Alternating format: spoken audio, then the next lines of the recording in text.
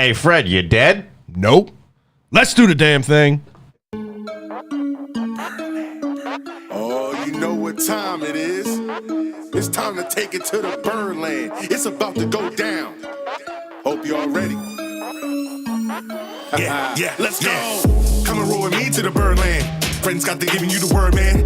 Any other BS is absurd, man. Sports talk and they give it to you firsthand. They can talk Terps, they can talk O's. Yeah, they both lit. That's how it goes. Baltimore squad, Ravens and Poe. Better tune in. Here gonna show. Birdland, Birdland, Birdland.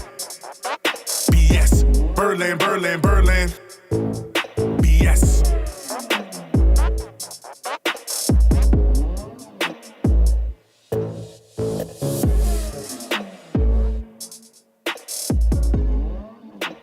It's all about that BS, baby. Welcome back, Fred. What's up, BSer? Over the hill, Fred. That's right. He came back. 40s never looked so good.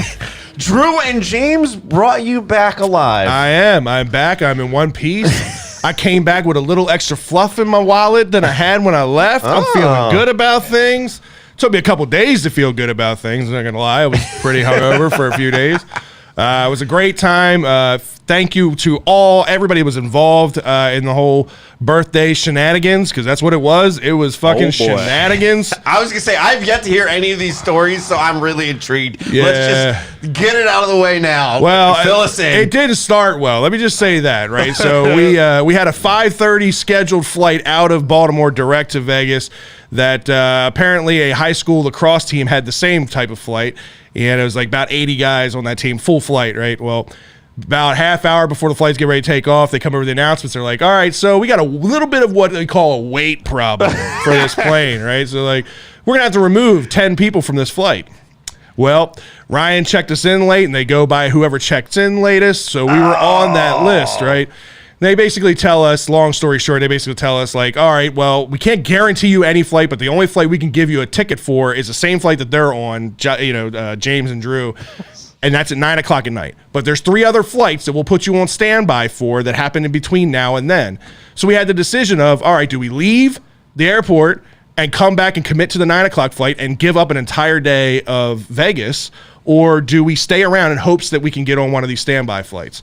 So that's what we did. So we were in the airport for a total of 18 hours, including the extra hour that we were on the fucking tarmac waiting for the plane to go off. So wait, you guys all wound up on the same flight? All wound up on the same flight together.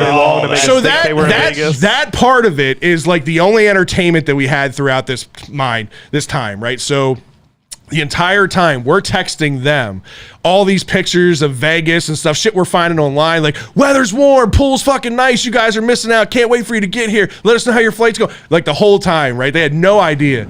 Then they get there, we're like, let us know when you're in the airport, getting ready to take off or whatever. So they tell us, they're like, oh yeah, we got through security good and all that stuff. So we're like, all right, we're in the food court.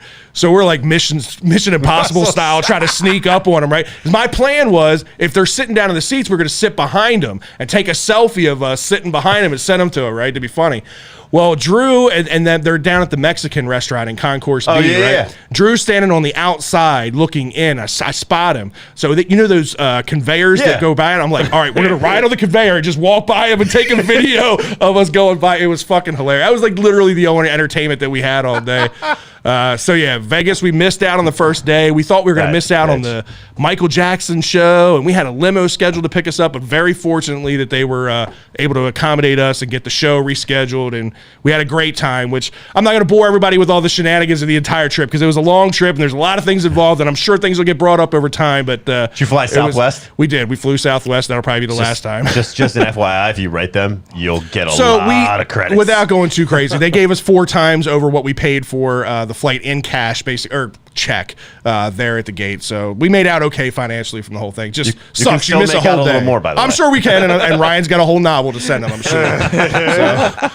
All right. Besides that, I'm back. We're back. You guys missed out on some stuff while you're gone, man. I know, man. A lot of news. The free agency frenzy is continuing right now as the Ravens welcome a few new faces and watch a few walk out the door. So we're going to dive into all things Ravens and the latest news. Yeah, and one baby bird hurts a wing, and another is getting his feather ruffled in his first outing, and yet another hopefully falls out of the frickin' nest. Right. We'll get to that a little bit later. And in this week's rundown, we're talking This Bud's Not For You, No, costly Achilles, March Madness, and flying cell phones. Oh, jeez. So we got a lot to cover on this week's show. But before we do, we got to remind you, hey, that team over at MD Crash, well, they've expanded. We're telling about you for the last 2 years.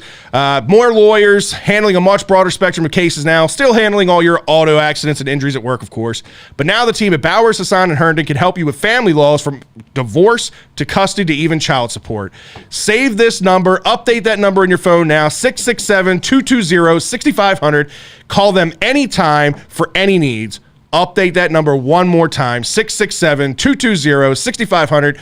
Get the team at Bowers, Hassan, and Herndon on the case for you. All right, so you guys, Joe, hey, appreciate Joe subbing in for me. Did very, very well, Carlozo. Appreciate you. We are still child molesters, but whatever, appreciate you, Joe. You better hope I don't isolate that sound by itself. So we got to talk the Ravens news, and I know you guys talked a lot about the new signings that we have. I want to give our take on those couple of moves too. But first, I got to talk about one that kind of surprised me, right? And this happened. You mean the head scratcher of the week? This was the head scratcher. Bradley Bozeman, officially a Carolina Panther now.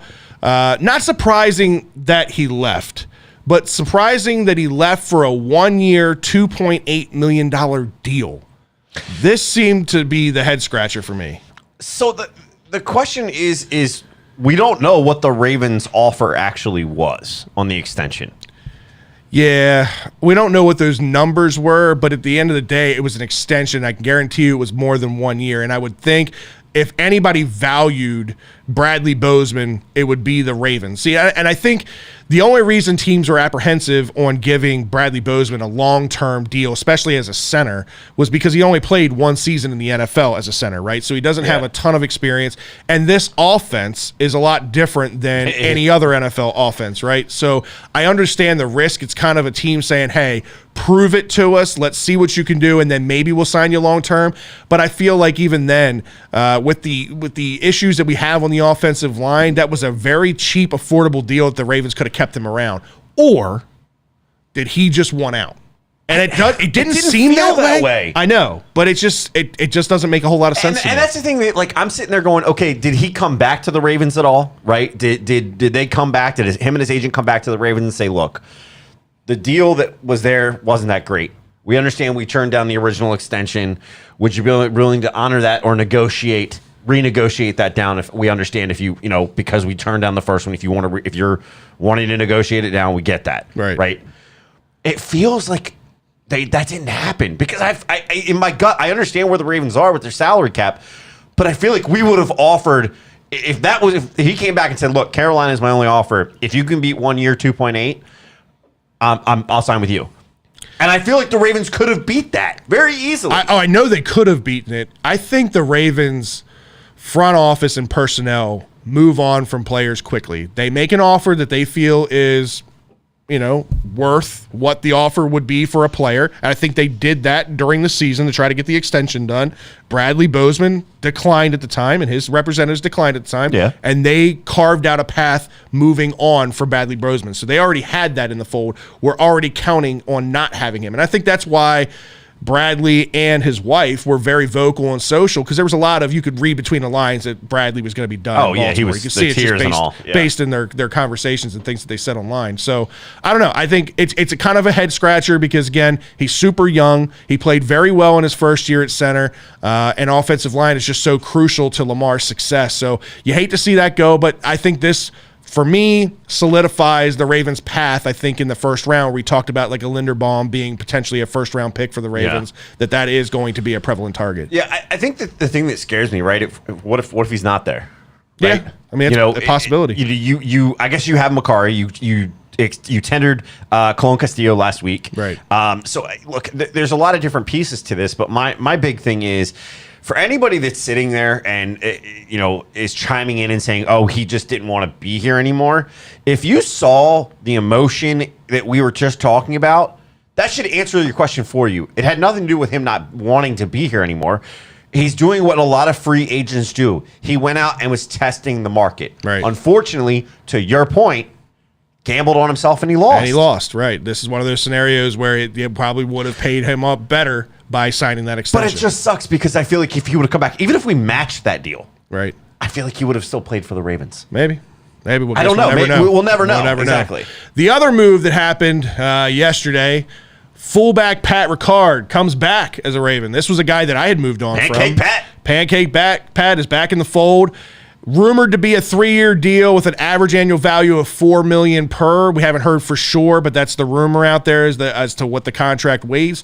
Thoughts on retaining Ricard? What'd you guys think? This, to me, I'll start with you, Drew. To me, this was a deal that I didn't think was going to happen. We've seen it kind of repetitively in the Ravens' history where they develop a fullback. Once he earns his payday, he moves on, but the Ravens bring him back in the fold.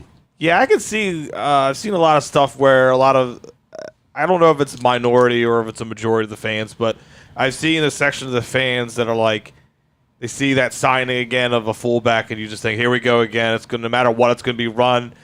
I kind of see how people feel with that, like, oh, the same old Greg Roman offense. I see how people feel with that. But I think for me, I would think that way too. But when it's a guy like Ricard, where you just see like, it's such a fan favorite at this point. Yeah.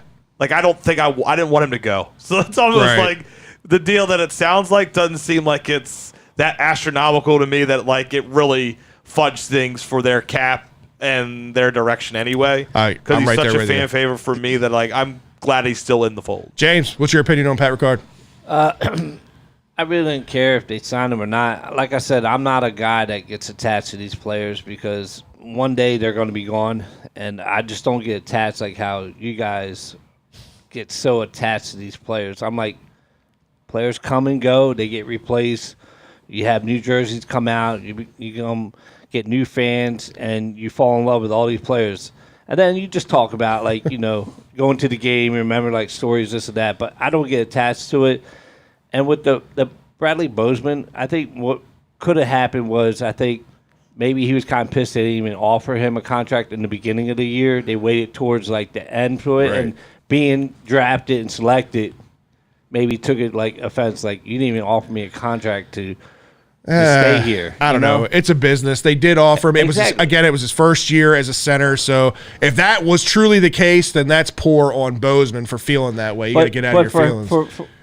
To take a 1-year deal, yeah, it's like I guess he's trying to bet on himself again. So I guess he's going to play center down there. I guess. Yeah, that's the plan. We'll see what happens. We'll see what he gets. But let me get your opinion. So I'll talk to you a little bit about it. Pat Ricard comes back in the fold. I'm going to go beyond the whole fan favorite thing because we're all fans of Pat Ricard. Maybe James isn't, but we're all fans of Pat Ricard.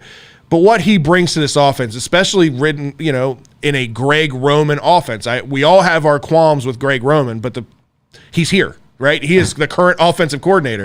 And in this system, you need a fullback, and there isn't another fullback better than him in what he does and what he brings in versatility, right? And again, he's gotten more involved in the pass game as a tight end and catching balls out of the backfield. I think you'll see that game start to develop. Again, $4 million average annual value. I think he's worth every penny of that. I just didn't think in the current cap situation that the Ravens were going to make that move, and they do.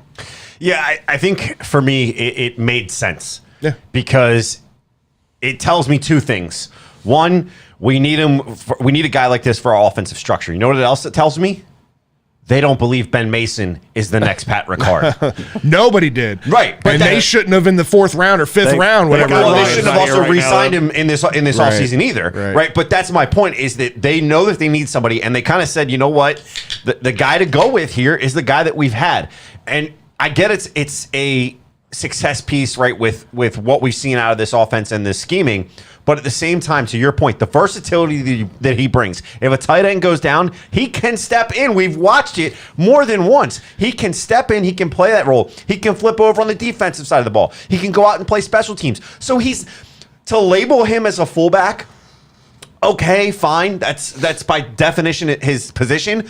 But he is the Swiss Army knife of the Baltimore 100%. Ravens right now. And Chuck brings up a great point. He says Ricard is like our Rex Burkhead. The Patriots played better with Burkhead healthy, and that's 100% right, Chuck. And there's just certain players that, you know, go kind of under the radar that impact the offense and make things go. And he is one of those guys. There's not many of them in the league, but look at the top 2 fullbacks in the league. Yeah. Kyle Juszczyk and Pat Ricard, both products of Baltimore, and what we do here, one under Greg Roman, one was not under Greg Roman. Yeah. So mind you need to keep that in mind, is that there is some success. And I get the fullback is not utilized by all teams, but look at the success that they've had out there in San Francisco. Yeah. When you start having weapons, you can still open it up and have a guy like Juszczyk make an impact like he was, and then turn around and have Pat Ricard do the same thing in Baltimore. With you have a mobile quarterback, having a fullback is not a bad idea. And I think you might see some teams over the next 3 years maybe get back on the idea of a fullback train. Drew, what do you got? So do you think this is any indication maybe of anything with like Boyle moving on at some point? I don't know I've never really good with caps and stuff and how the money is. Like I know how sometimes you cut a guy, it actually screws you up more because you still owe him $8 million in dead money or whatever the kind of thing. But like, do you think there's any like indication of? I don't know. I mean, June 1st, post June 1st type thing, and see how the draft folds and maybe Boyle. Maybe I still think primary position number one for Ricard's going to be fullback, right? And that's not what Boyle's game is. Boyle's game is the blocking tight end. There are definitely, I think, still question marks about Boyle's complete return and health, with his leg and everything, because it's a nasty injury. I don't know. I still think Boyle's a part of the future. I don't think he'll be one of those cap casualties. I could be wrong, but I got a feeling that their plan is to still keep them both. Yeah. They may even add that third pass catching tight end, which this tight end group desperately needs, and Lamar Jackson desperately needs. One of the more under the radar losses that happened this week, Chris Board agreed to terms with the Lions on a 1-year deal. He's expected to compete with a starting spot out there in Detroit, which is part of the reason that he left. But where this is going to hurt is in special teams, right? And that's one of the things that John Harbaugh has kind of built this program around is special teams. And you lost Anthony Levine to retirement. Mm-hmm. Now you lose Chris Board. They were your two studs. Cogs, yeah. Yeah, your two cogs in that special teams unit.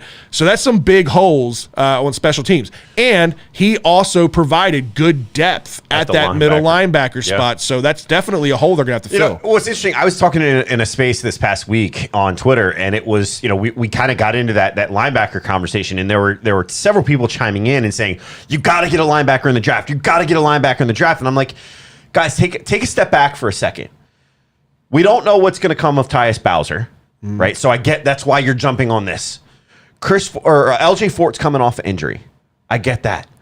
But you also have guys like Malik Harrison who did step up a little bit last year, right? A little bit. It was an improvement. It wasn't very debatable. He stepped in front of a bullet is what he did. Yeah, that's better than Ferguson.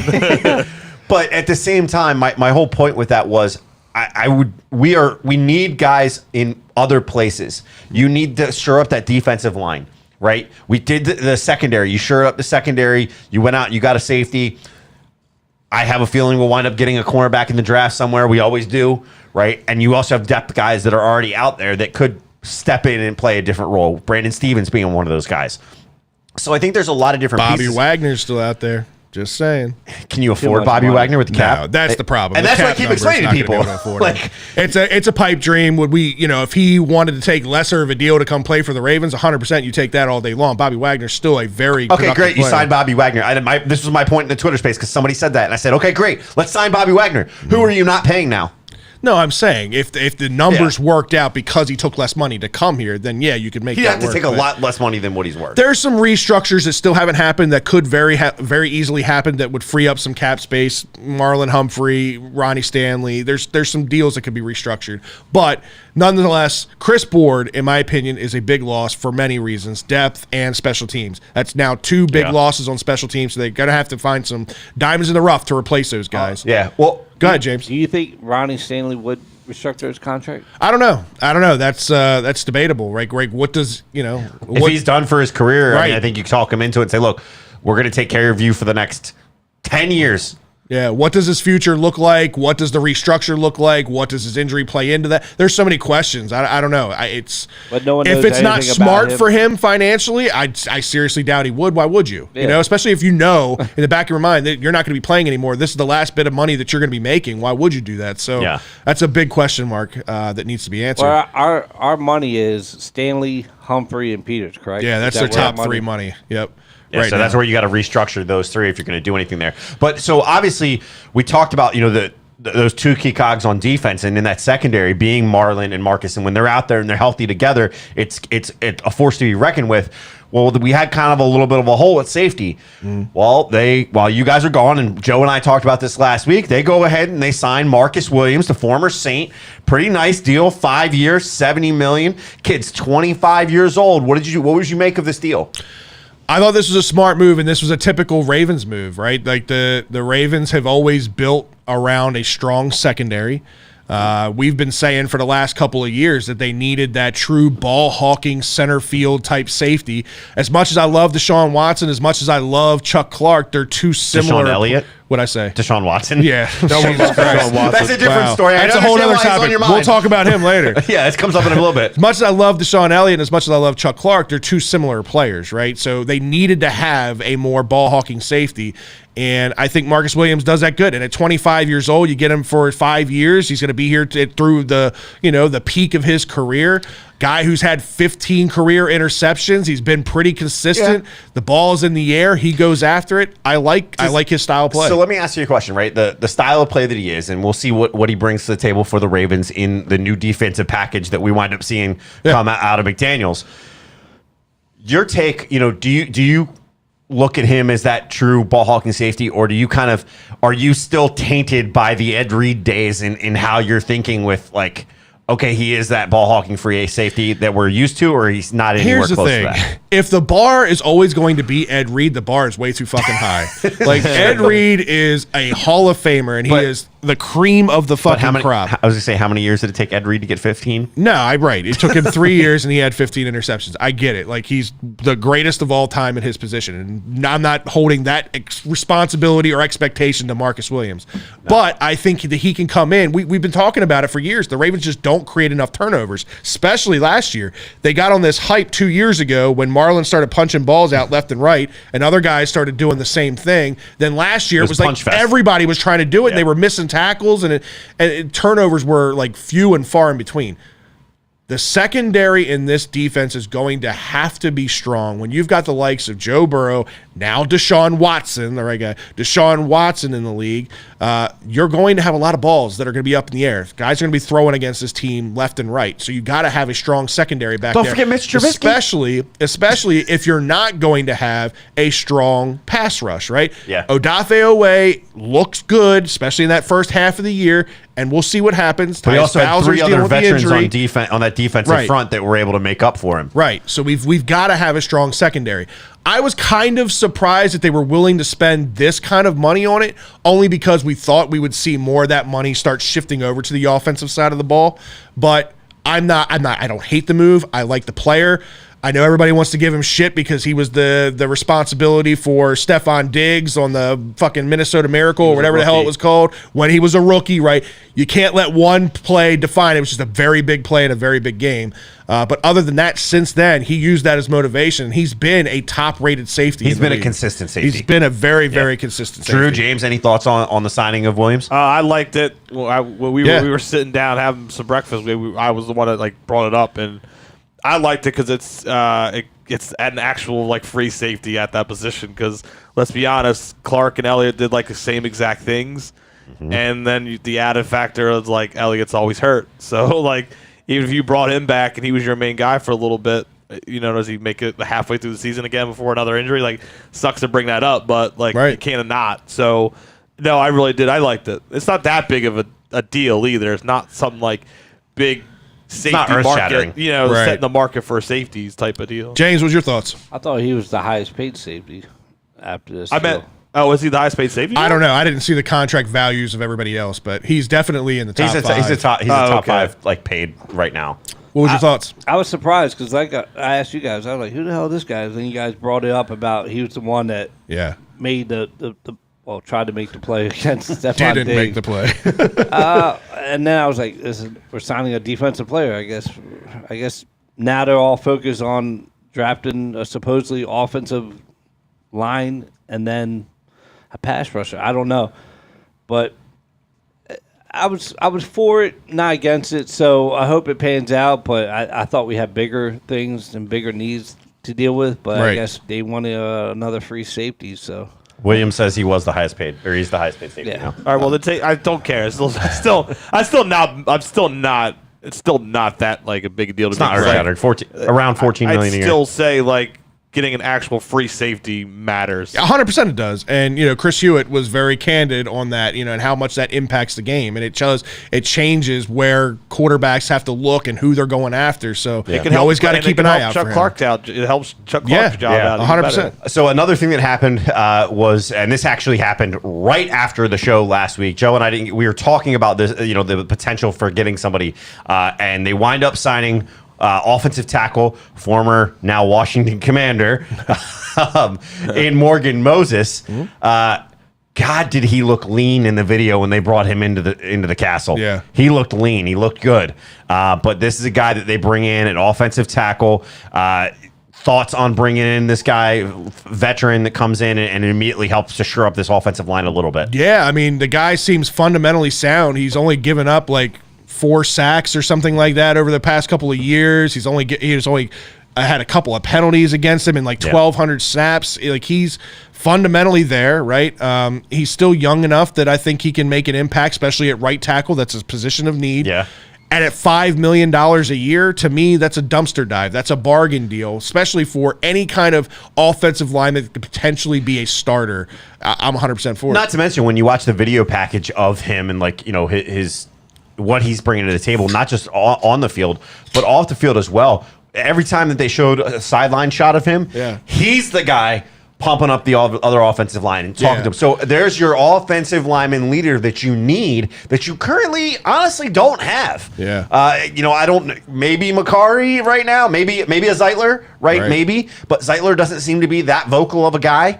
He seems to be a little bit more quiet and reserved. So I think this provides you that much needed guy on the line that's going to really kind of shore it up, and it frees up, now Macari can move over to center, or Colon Castillo can be center, which allows Macari to maybe fill in. He can play anywhere on the line pretty much. So, you're going to have to figure out where you're going to put him. Davis, and how old is he? I think he's 30 or 31. He's still 31, young enough that 31. a 3-year deal is not going to, be a problem for this team year 1 or year 3.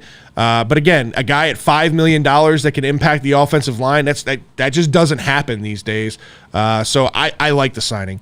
I guess the big news that kind of caught us all off guard that I don't think anybody saw coming was the Ravens had a deal in place, quotations, a deal in place for Zadarius Smith to bring him back to Baltimore. And I know a lot of question marks as to what happened with this deal, what went wrong, and nobody really knows. But all you got to do is just pay attention to what's going on around the league. I mean, you had Von Miller sign an absolutely insane deal with Buffalo. You had Chandler Jones sign an unreal deal. And then I think he just got jealous. I think he got envious, and he realized his market and said, whoa. I can make a whole lot more money than this and pull back without signing anything. Well, today it was announced that he is going to sign with the Vikings. On a much different deal. So the deal that we laid out, 4 years, $35 million, $8.75 million a year annually with a max value of $50 million. Now, the max value had a bunch of incentives. It's very incentive-laden. And a lot of the incentives were going to be tough for him to hit, and especially so many sacks. He's got the back issues and stuff like that. That's, you start talking about back injuries. It's not like a sprained ankle. Back injuries usually linger for the rest of your life. You usually deal with them for a long with time. A back issue. Right. Derek Wolfe, that's already bit you in the ass one time. This is a lot of money to be chewing off for another guy potentially with back issues.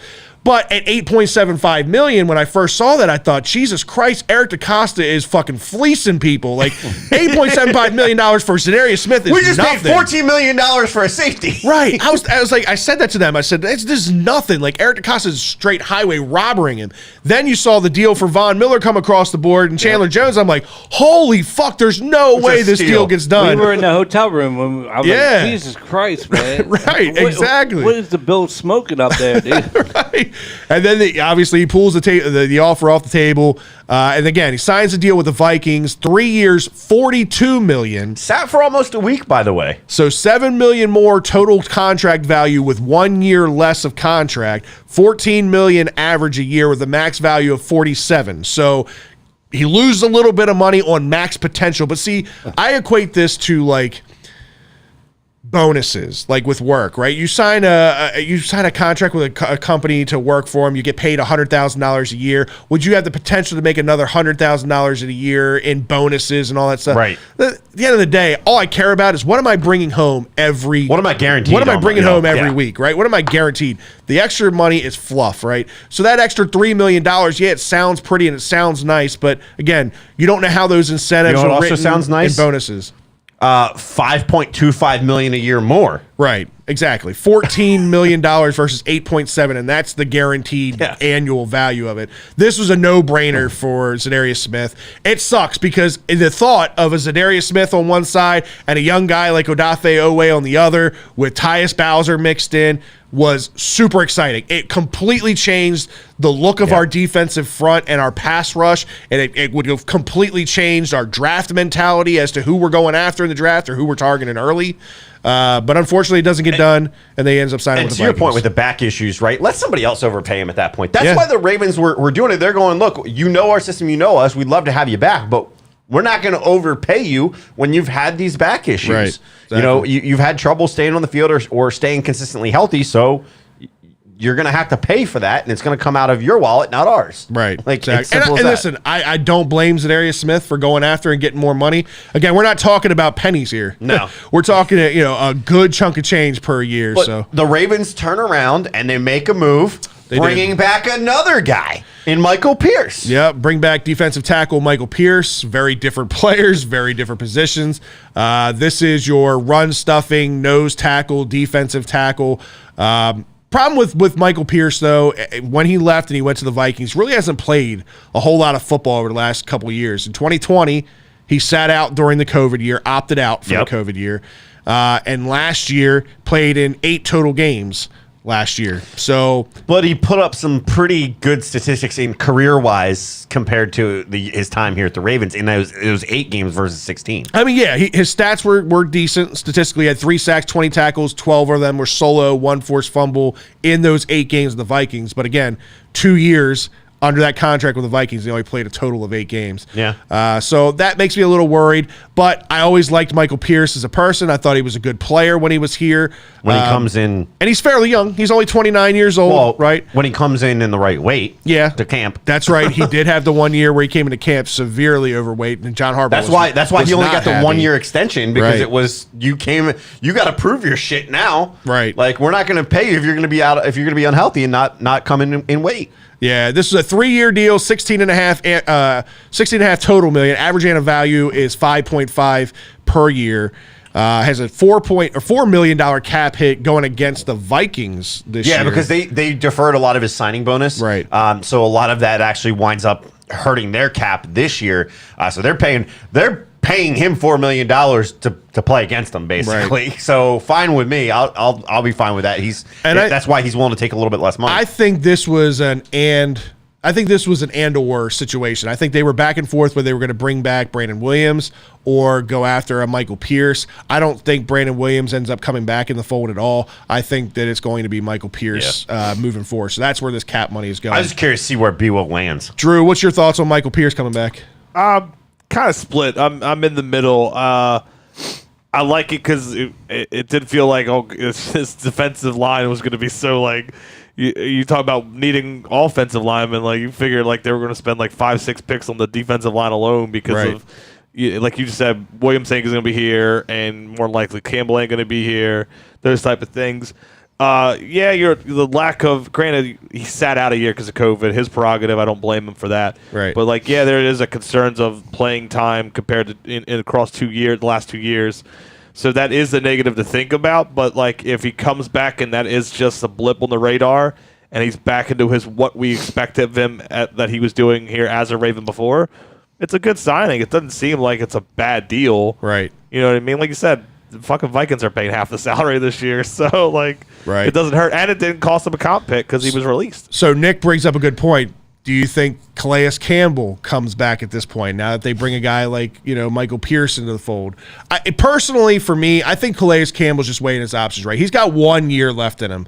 And his entire premise of leaving the Jaguars was he wanted to chase a championship. And he thought the Ravens gave him the best chance of winning a championship.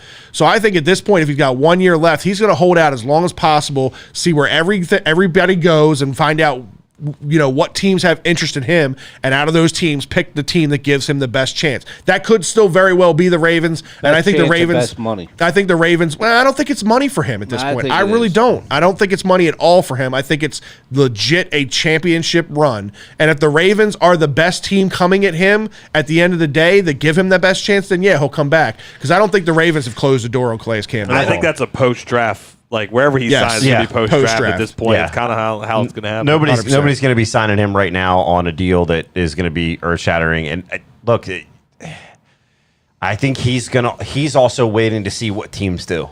Right? I'm sure he's got contract offers. Right? He's already said he's talked with EDC. Right. Now, whether an offer has been put on the table or not, we don't know. But at the same time, I think it was one of those, go get what you can get.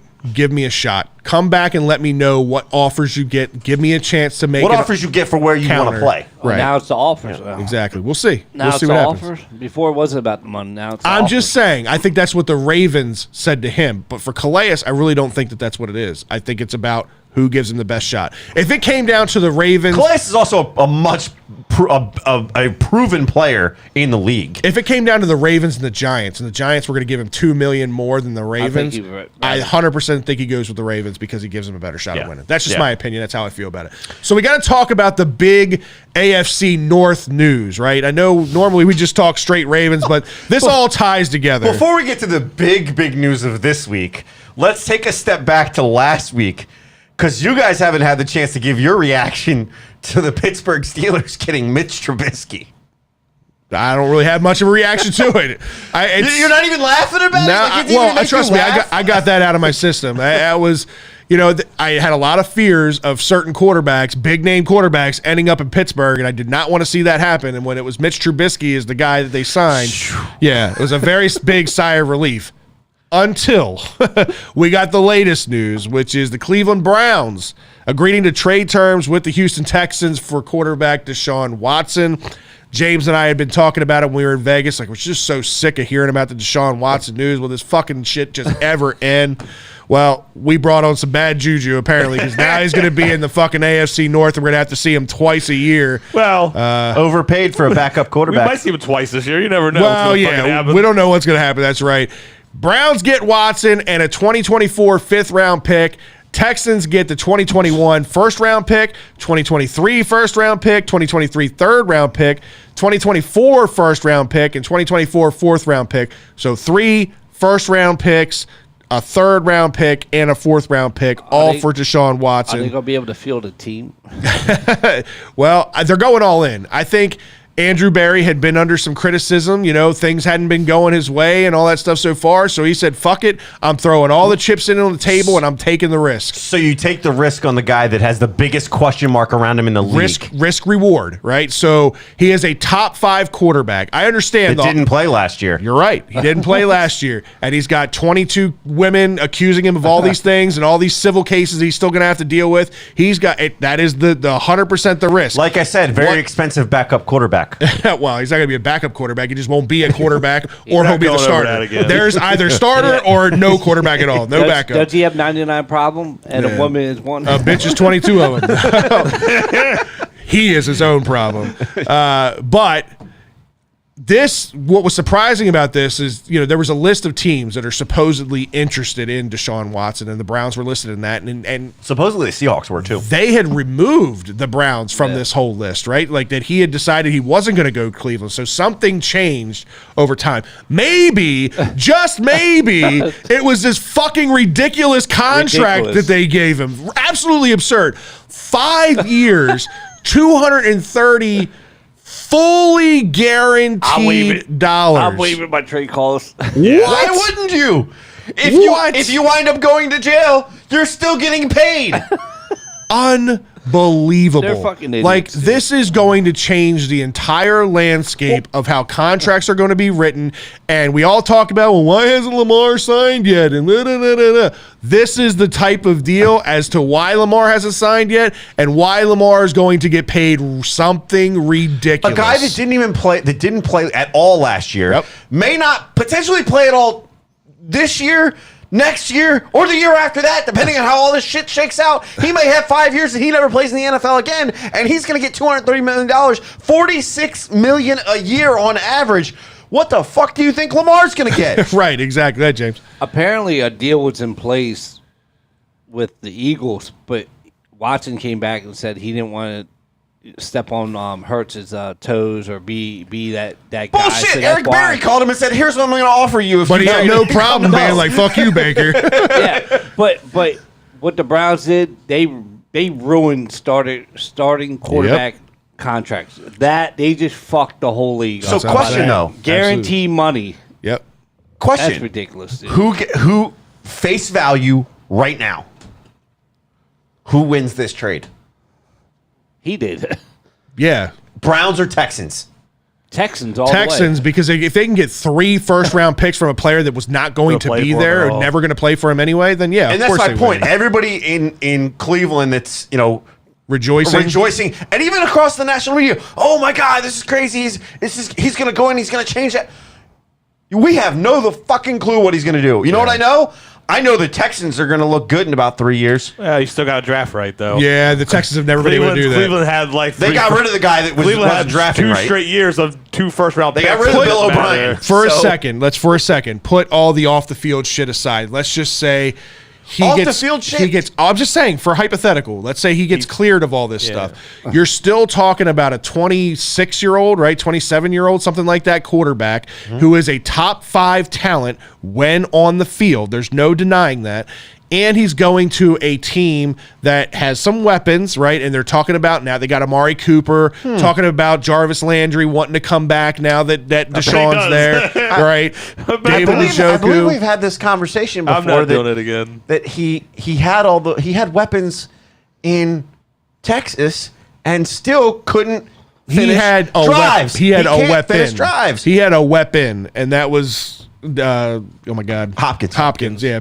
Yep, DeAndre Hopkins. He had a weapon. He had the weapon. He's got had a running plethora back, of too. running backs. They did. He's got a plethora of running backs. He's got good targets out there, and he's got a decent defense. had Will That defense Fuller has when he gotten a was lot healthy. better, right? The defense has gotten a lot better too. They're just a more complete team.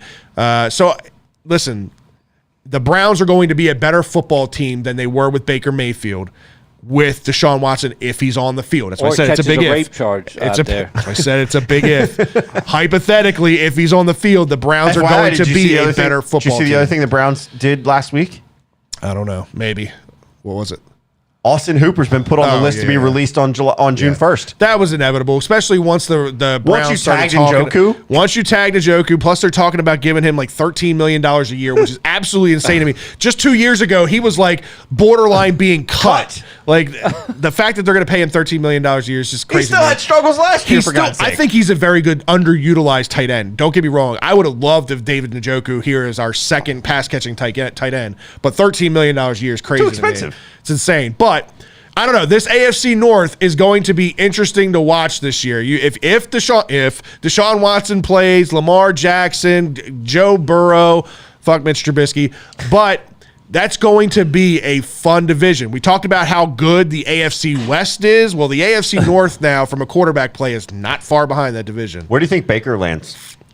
I don't know. It sounds like he's not going to be in Cleveland anymore. Apparently, Not in Atlanta. he put out his statement that it's in the best interest of both parties that we mutually go our separate ways. Okay, trade him, right? I mean, what are you going to do? You're going to keep a disgruntled Baker Mayfield and paying him all this money as a second-tier backup quarterback or as a one-year bridge gap option in case Deshaun Watson does get suspended? Because more than likely, there is a suspension from the league What's to stop Baker from going, fuck you, I'm sitting out? That's my point, right? So the Browns, it would be in their best interest to trade him. It's going to be interesting. There's been a lot of quarterback carousel going on right now. A lot of teams moving on from, former quarterbacks and moving on to new ones. I don't know where the best fit is for him. Does he end up down in Houston? Do they make up another deal? I would have thought that would have happened in this trade if he went to Houston. They didn't want him. That obviously they didn't, right? They didn't want him, but I'm just saying, like, he's going to have to get released, and he's going to have to sign somewhere for basically like nothing. Because apparently, if Washington didn't want you, they took fucking Wentz over you. Yeah. There's nowhere else to go except Carolina. Seattle. But you can't say that these teams didn't necessarily want him when all this just came about. You're talking about everybody thought that they were completely out of the running for Deshaun. If Texans did not want to take him, no other team is going to take him. But they have Davis Mills. Davis Mills didn't perform badly at the end of last year. Neither did Baker's numbers. Like, if you look at Baker's numbers compared to everything, like he's going to be a starting quarterback somewhere. It's just a matter of where. I don't think so. You don't think so? Nah. I don't think Baker Mayfield is as bad as people make him out to be. No, he don't. But I think he played hurt last year. He did. He played hurt. I think they dicked him over too much. I do. I think he's. I don't like him. I don't like his personality. I think he's immature, and I think he's got issues. But talent-wise, I think he's a capable quarterback. Is he ever going to be a top 15 quarterback in the league? No. But I think that he is much better than a lot of quarterbacks are currently. He's a top 32 quarterback. Give me a team that he's going to go to then to start. I don't know. I'd have to really think about it. I think he's got to do Trubisky and be a backup. Maybe. Because if Texans didn't want you and you couldn't put a package and that could put him in there. It could be too late for a team to want to take a chance on a quarterback Miami's, like that. No. Talia's the guy. They were in the running for Deshaun Watson and Russell Wilson, so clearly they want another quarterback. Apparently. Yeah, I think the Miami front office and ownership are behind too. I think it was the coach that was behind all that. The only place I think David said Carolina. David said Saints might take him. They just committed to Jameis Winston again. Carolina makes some sense. That's who they compare. Baker has better numbers than Winston, and still they signed Winston over trying to get Baker. Winston also knows that offense. He had already shown that he can win in that offense. But the only team that I can think of him going to and starting is Carolina. Maybe. Like I said, I'd have to really go through the league and the league has it all. Things. I want to point out a factor to go against what you're saying. You're right to a sense, but you also granted that could have been included in the deal with the Texans, but you're also sitting there having the news out there that Browns are still asking for a first round pick for the guy that you didn't fucking want. Right. Who's going to give you a first-round pick for someone you didn't want? So in the talks with the Texans, it might only have been, well, if you give us, you know what I mean? Like they could have just been asking too much in return for the Texans because at this point, a guy like him, you're not getting a first-round pick for him. You're going to end up having to help. Like, you're going to have to send a pick. Right. And to your point, James, you might absolutely be right. He might sign a 1-year deal somewhere as a backup quarter, take that Mitch Trubisky route, wait for some quarterback blow-up job somewhere, or wait for a quarterback to get hurt or something. Jimmy G was supposed to go somewhere. Now apparently he's staying there. Like how much does Detroit want to get Goff out? He's not going anywhere. They're pretty committed to Goff right now, so I doubt that's going to happen. Financially, they're committed to him. The only thing I can think of that could be best for him, like you said, sign a 1-year deal, be a backup for the Rams. Matthew Stafford. He just signed a 4-year deal there. Sign a 4-year deal. You know, if an injury comes or whatever, you have a presentable backup quarterback to still go. The better backup job for him would be reuniting with fucking Kingsbury out in Arizona, because we all know Kyler Murray is a head case one, and he's a fucking easy target to get hurt. Let me ask this. Think about Deshaun Watson's deal affecting Murray. Let me ask this. Okay, so we just saw the deal that happened with Russell Wilson. Reportedly, Seattle still is actually apparently shopping Luck. I don't know about that. Luck. But hold on. The best is... I know. I'm sorry. Better take his ass to the used car lot, because ain't nobody going to fucking buy a The best is that we talked about, we're in Vegas, was, Fred, what about Kirk Cousins, how you get these fucking contracts? Remember how we get like, what the... Yeah, Kirk Cousins, man, he is a fucking wizard, and I have a fear that that's going to be Lamar Jackson's path. Is that he's going to go through this? Well, let the Ravens pay me through the fucking franchise tag, and then I'm just going to sign ridiculous deals elsewhere and make my money, because his affirmation is wanting to be a billionaire, right? He wants to live that whole LeBron James lifestyle. Yeah. So we could see that same type of thing in Vegas. How his deal is, we're like, Jesus just Christ. Unreal. It's unreal the amount of money that Kirk Cousins has stole from the NFL. It's crazy. But all right, so. AFC North, like I said, now going to feature Deshaun Watson, Joe Burrow, Lamar Jackson, all 26 years or younger. Obviously, Mitch Trubisky in Pittsburgh. I don't know. Do you guys think that this improves the Browns' chances if he's on the field of competing in the AFC North? If he's on the field, maybe. But I still go back to you had some weapons before and you couldn't finish drives. Now maybe a change in those weapons helps you finish drives. I get that, but he hasn't done anything to deserve the money that he got. First off.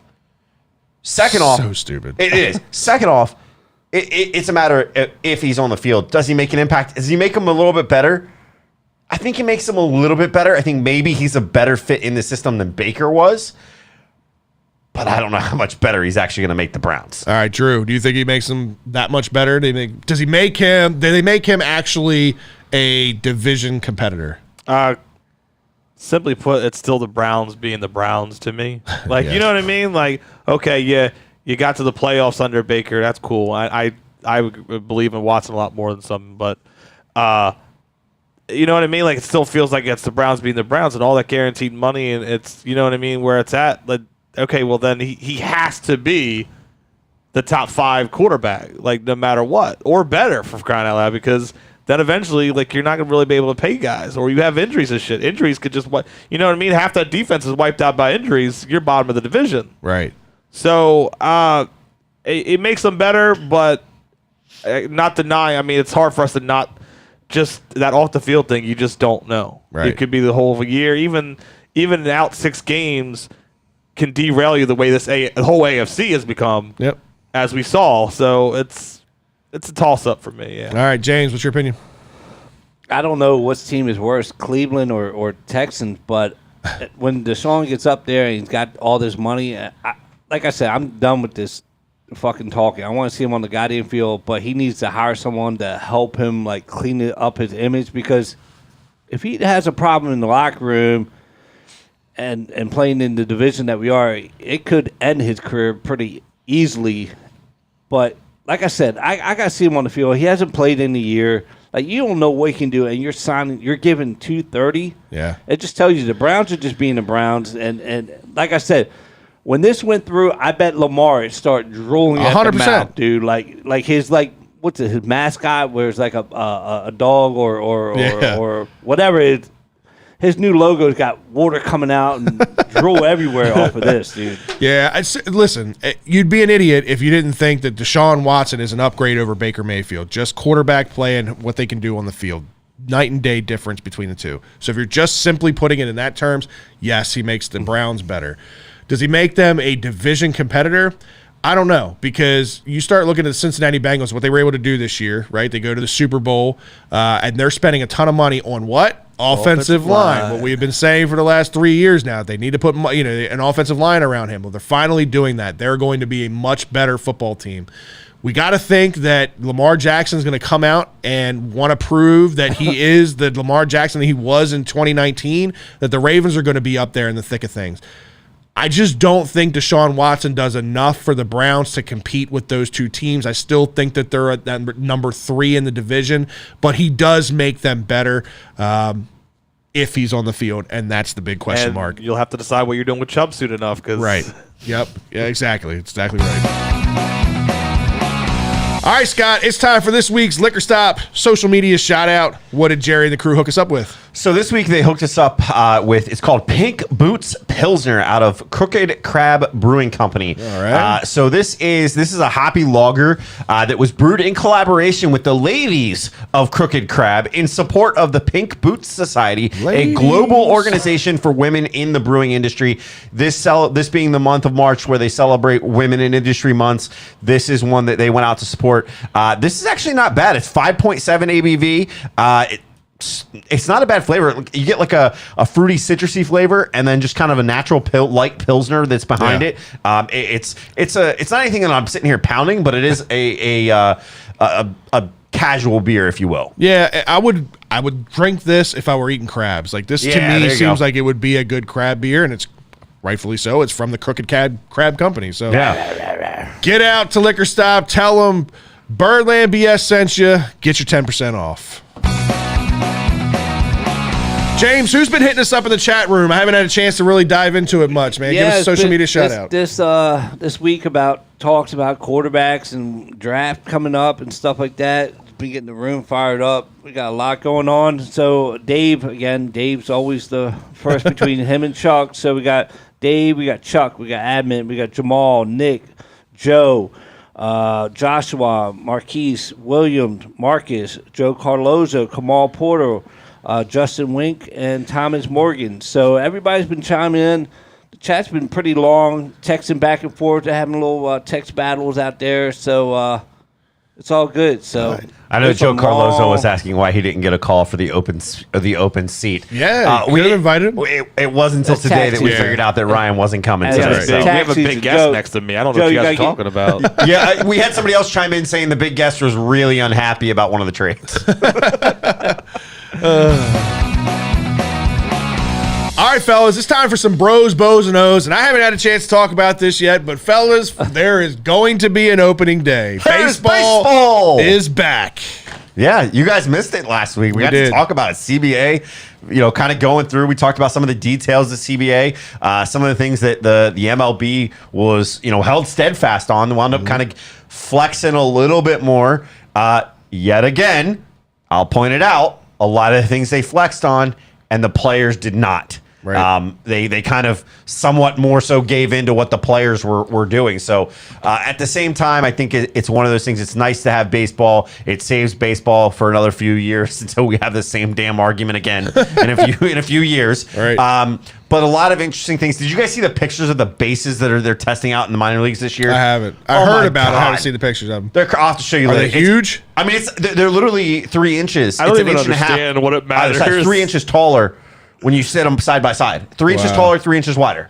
I guess it's to help cut down, like the whole softball thing where they have the double bags at first base. Then put a fucking orange bag at first base. I know, but that's the only thing that makes sense to me as to why they're doing it, right? Is to keep people from being able to step on each other's feet and twisted ankles and that kind of thing. Yeah, I heard that there. Yeah, that hasn't happened. I've never heard of 3 inches making a difference. Have you? No, 3 inches makes a big difference. I heard in talks that apparently they're only going to make the first basement a little bit bigger, so you can put your foot on there, but not all the rest of them. No, it's all the bags.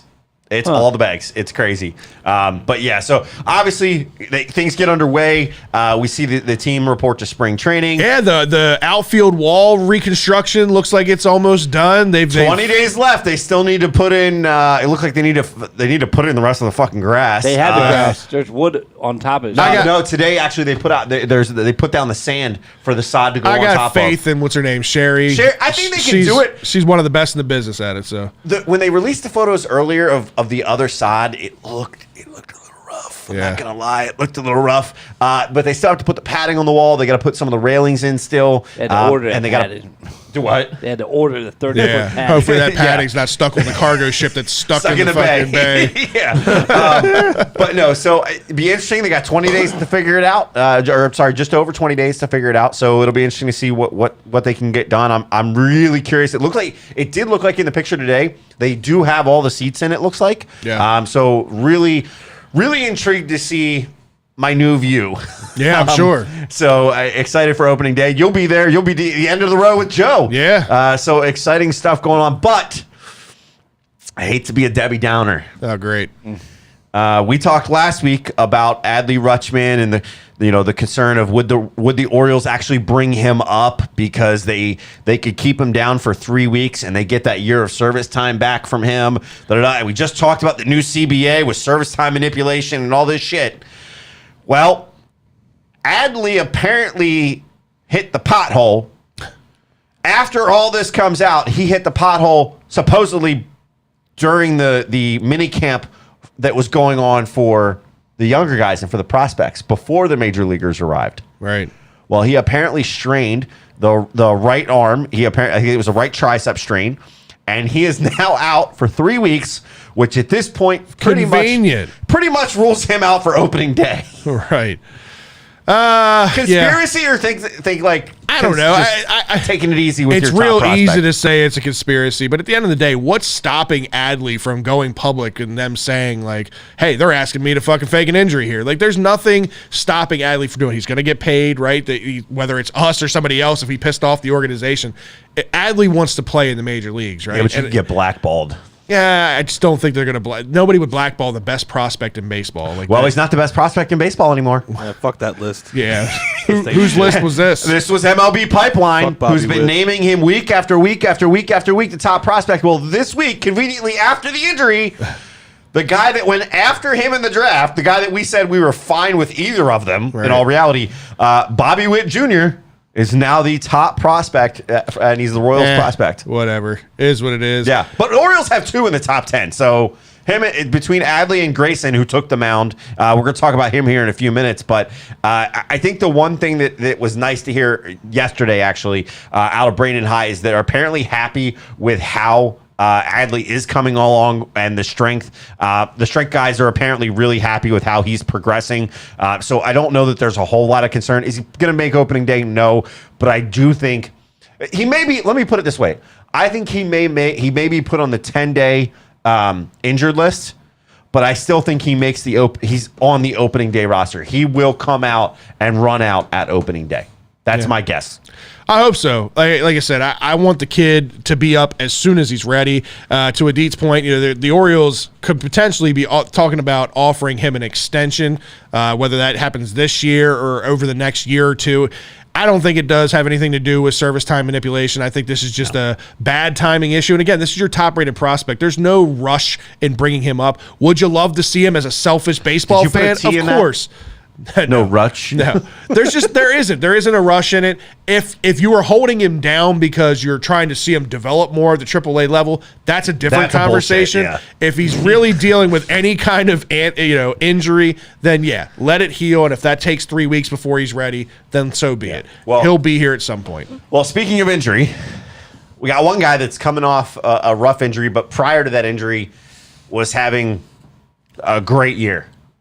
Anthony Santander. Mm-hmm. He comes back. He spoke with the media this week and basically said he wants to leave the injuries behind him. He wants to have a strong, productive season. The question is, can he? Yeah, I mean, that's been the big question mark. When he's been healthy and when he's played an extended period of time, he figures things out. He starts to come around, even at the end of last year. And then gets injured with the back strain. And then it happens again, right? Then he gets injured again. So, that's the big question mark. Can he shake that whole injury label? I don't know. I mean, I like Anthony Santander. I think that he fits in this ballpark well. I think he's a serviceable outfielder. He was in the running for a Gold Glove before the injury, right? So, or at least that was the talks of it anyway. I like Anthony Santander, and I wish the kid nothing but good luck. I hope he gets healthy because we need him in that lineup. Yeah, I think this kind of currently, if he can stay healthy, I think he's your everyday right fielder. Mm-hmm. I think. Let me rephrase that because we're gonna get to another guy in a few minutes that he could be an everyday right fielder depending on how they play it. It could also be a platoon right fielder. Cedric is your starter and center. I think with the extended wall in left field now and the higher wall, Austin Hayes becomes more valuable in left field. Because of his speed and his coverage, and 100%. He can get to the ball. He can play a little deeper and get to those shallow balls a little bit better than maybe Kyle Santander was, or Kyle Stowers, right? Who's been having a great spring training. Yeah. So it's going to be really interesting. But I do hope you hope the best for a guy like him because he's. For me, he threw my son some baseballs, right? He had that whole session where the kids from the UK came over. He's been a fan favorite since he's been here, and when he's been on the field, he's been damn productive. Yeah. And so that's what I look at, and it's you wish him the best of luck, but it can't be at the cost of stopping another guy from coming up. Right. And I'm going to skip a few points here because one of the guys that he better get his shit together, basically, according to Brandon Hyde. DJ Stewart. He better not get his shit together. He needs to get his shit off the field. Yeah. So tired of him. DJ Stewart, it was said by Brandon Hyde this week, big goal for him is to stay healthy and try to be there every single day. But it's a big year for him and a big camp, meaning he's got a lot of fucking competition in front of him right now. There's already a ton of competition at the major league level now, and he's got a lot of guys at the AAA level just nipping at his on the feet. door. Yeah, so DJ Stewart's time in Baltimore is more than likely over, or it's coming to an end very soon. And thank God, because honestly, you just have to sometimes chalk up your losses. And I get it; he was a first-round pick, and you don't want to chalk up a loss on a first-round pick. But it was a first. round pick from the other regimes. Right. It's not Mike Elias's problem. Like, it was a bad pick. Move on. He's been terrible as a defender. Yeah. You know, sometimes that left-handed bat looks sweet, and he makes in the pan. Yeah, he makes these runs where he'll hit the ball. But when really you let a ball hit you in the fucking head in the outfield, that's fucking Jose Canseco territory. Like it's horrible. You can't do, and it didn't happen once. It happened more than once. It happened like 3 times. Right. It can't. Exactly. It can't be there. And you take if you have him have that happen, you take away from a guy that's actually having a damn good spring and hit a fucking bomb the other day. Who's that? Yusniel Diaz. So I'm glad you went there because Yusniel Diaz is my put up or shut up guy. Like, he is another guy, was a product from the old regime, right? He was involved in the Manny Machado trade. He was supposed to be the key piece, the prize piece from that Manny Machado trade. And he's another one that's dealt with injuries down in the minor league system. He hasn't hit well at the AAA or AA level. Like, he has been underwhelming. And I understand that, again, a deal for Manny Machado, you don't want to give up the prize piece to that, but you've got players that are outplaying him right now that are at higher or lower levels. Yeah, the thing here is there was one thing that they did knock about him at times, and they said it was the reason that he was having some of the injuries was a little. They thought for the position he was a little heavier, which I'm sitting there scratching my head going, and you're letting DJ Stewart play out there? Are you fucking kidding me? But he apparently slimmed down this offseason. He was on a diet that cut out. He says all of his favorite things he adhered to that. He slimmed down. His legs are stronger. Had a hearty dose of off-season workouts, and he had a shoulder ailment that cut his Arizona Fall League short. But he's apparently finally over that.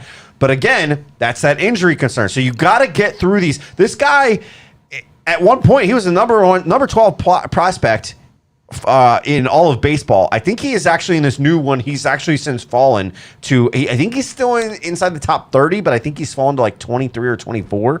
I don't know that he's still in the top 20. That's O's rankings. That's not all. No, top 20 in all of baseball. At one point, he was the top 12 prospect in all of baseball.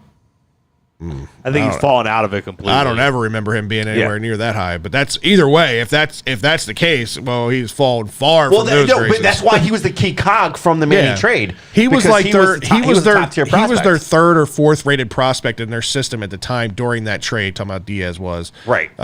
Yeah, it's again, that's why I say he is my put up or shut up kind of guy, because we do have a decent amount of hitting outfielders in the minor leagues right now. Newstrom is one of them. Kyle Stowers is another one, right? We've got guys look good in spring training so far. Stowers look good. Yeah, he's looked real good. So he needs to, perform. And this year's going to be big. Adit says Yusniel needs to find Vlad Jr.'s trainer then. Dude lost 61 pounds in a little over a month. Did you see the pictures of Vlad? Yeah. He completely transformed his body. Yeah, that's crazy. It's crazy. That dude, I mean, he was a fry short of a Happy Meal. He was a big boy. He was Prince Fielder at one point. That's what it looked like. That's actually a good comparison. He always starts out good in spring training, and towards the end, he puts a little weight on. Right. Yeah. That's true. So one of the things I did want to kind of get into is some people are freaking out. I'm not, because of how he started. People are freaking out about Grayson Rodriguez. Monday was Act 1 of the Rodriguez show, as some people are calling it. Remind you, this guy's 22 years old. He makes his Grapefruit League debut. This is his first time in spring training. He comes out to Ed Smith Stadium, 10-8 win, okay? Starts, he learned a couple lessons, right? He learned how to throw a perfect inning. Third inning was a perfect inning for him. Looked great. But then he struggled. 4 runs in the fourth. But here's the deal. He got his first major league camp start out of the way. I'm not worried about the blow up in the 1 inning. This early on in spring training, they're working on location, fastballs. Anybody in the major league level, if they know a fastball is coming, they're going to be able to hit it. I don't care who it's coming out of their hand, right? So Grayson has a great pitch repertoire. Yeah. I do not worry about him being able to perform at the major league level. This one blip on the radar is all it's going to be. It's just a blip on the radar. It was his first exposure. He got it. I'm sure there was nerves. A lot of fastballs, too. That's what I'm saying. I'm sure there was a lot of nerves tied to it as well. It is what it is. Grayson Rodriguez is going to be your number one pitcher for a long time here in Baltimore, so get used to that name. It's just good that he able to get his first work at a major league camp like that. So kudos to Grayson Rodriguez and the Orioles for getting that done. Yeah, it was good. He said it's huge. First outing of the spring. It's always good to see some other jerseys. We were able to get out there, throw some good spins. Unfortunately, they got runners on base and a few hits dropped in. But other than that, it's relatively good day. Again, to your point, you're just working it out. Right. So kind of shifting gears a little bit and looking at the infield and just looking at the offensive side of the ball, two things happening. Number one, I wanted to get your take. Obviously, the Orioles signed Rougned Odor in the offseason, potentially to help provide some competition, maybe even provide some assurity or some stability to the middle infield. Thoughts? Do you think he makes the major league roster just to provide you some depth and give you a solid middle infielder? 100% he makes the major league roster, and 100% he's your day one starting second baseman. There really isn't a better option out of the gate. Are there some intriguing options in the lower minor league options? Okay. Yes, but they won't probably see the league until September or next year, if even possible. The guys that, the Vavras of the world and that kind of thing. I think Rougned Odor was signed to be a stopgap until those guys are ready. So absolutely, he'll make the roster and be your day one starter. So Drew, I know you've been following a lot of these guys. Is there any middle infielders, especially second baseman, that you think have the potential to be ready sooner rather than later? I don't have a different answer than Fred. Fred's exactly right. There isn't, you know what I mean? Like you a lot of your top playing is like a Gunnar Henderson shortstop. Like right. If Maverick could switch over, but like Westberg shortstop, like a lot of those guys, they're just that left side of the infield than second base, or it's like your left side of the infield and first baseman, like that's where it's at in the outfield. So you don't really have that standout second base prospect, and it doesn't hurt. You know what I mean? Like, you didn't bring the guy in. You know what I mean? Like, you didn't sign him. I think we forget a little bit. I'm not saying you do necessarily. No, I think we forget a little bit, like, you had the lockout, and that was, like, your big signing. Right. But, I mean, it's still whatever he does at the bat, that's a different story. It's cooled off since Texas, but in the field, that hasn't changed. Yeah, and you need that. You're going to need that one way or the other. Exactly. Right. And I asked that question, you guys, just to see if there was if there happened to be a different take, because we really haven't talked about this, but I think we're all in agreement. He's definitely making the roster. I think it is intriguing. I do think it's intriguing the way Richie Martin has actually looked defensively this spring training. I don't know if you guys saw the play that he had the other day. I forget who was at third, but it just went right under the glove. He scooped and had an awesome strike throw to first base against the Red Sox. There's never been a whole lot of questions about Richie Martin as a defender. He's always been a pretty good defender. No, but he almost, to me, he almost elevated, because this was fucking deep in the hole. The play itself, Jeter-esque. Deep in the hole, jump throw. It was Jeter-esque. Had Jeter written all over it. We don't see a whole lot of that. We don't see a whole lot of deep in the hole shortstop play that works out. He looked good. Right. He looked like he had been working on his range, working on his arm strength, and it looks like it's been playing out. So I think it's just intriguing, because you're talking about that backlog over there at shortstop, Drew, and that starts to make me wonder, okay, which one of these guys is your future second baseman? Because I think you're going to take one of them, you're going to put him at second base. The other one you could potentially move to third base, depending on what you're going to do. But there's a lot of different things here to see what you can do. So Deep brings up a good question, because we haven't talked about this yet, and I would like to hear everybody's opinion on this, especially Drew. Did Correa switching agents mess up the infield plans? Boras is the last agent to agree to split a 10-year, $300 million offer. The moment the O's said no early opt-out, they were out of the running. So yes, I do think the Orioles standing ground on the no early opt-out was ultimately the factor. And Boras has never worked well with the Orioles in history. Like, it's always... It worked out for him one time. One time it worked out for him. The Orioles have just never worked well with Boras. I thought things would be different under Mike Elias. But, for a guy like Carlos Correa to turn down a $300 to $350 million guaranteed contract from the Orioles. Well, it can always come back. That's pretty crazy to me. Like I was totally shocked to sign a much smaller deal, which is really, if you look at the way that the contract's laid out, it's really only a 1-year deal because the team has the opt out after year 2 and 3. No, he has. He has the opt out after year 2 and 3. So he's essentially betting on himself that he can go in there, prove that he can play, and then go get a giant and then go get another contract with maybe a better team. Or maybe he wants to see what the Orioles are going to do this year and then maybe sign that 10-year deal with the Orioles next year. I liked it. Who knows? We'll see. I'm just excited that the Orioles were willing to spend that kind of money. Like, honestly, I didn't think we'd even be in the ballpark of a $30 million plus type player, especially this early on, because I think we're all in agreement that we're probably still a year or 2 away from the top of the top talent being here and playing every day, right? Adley, Grayson, they're on the cusp, but I'm talking the rest of the talent being behind them and being ready for this team to be competitive.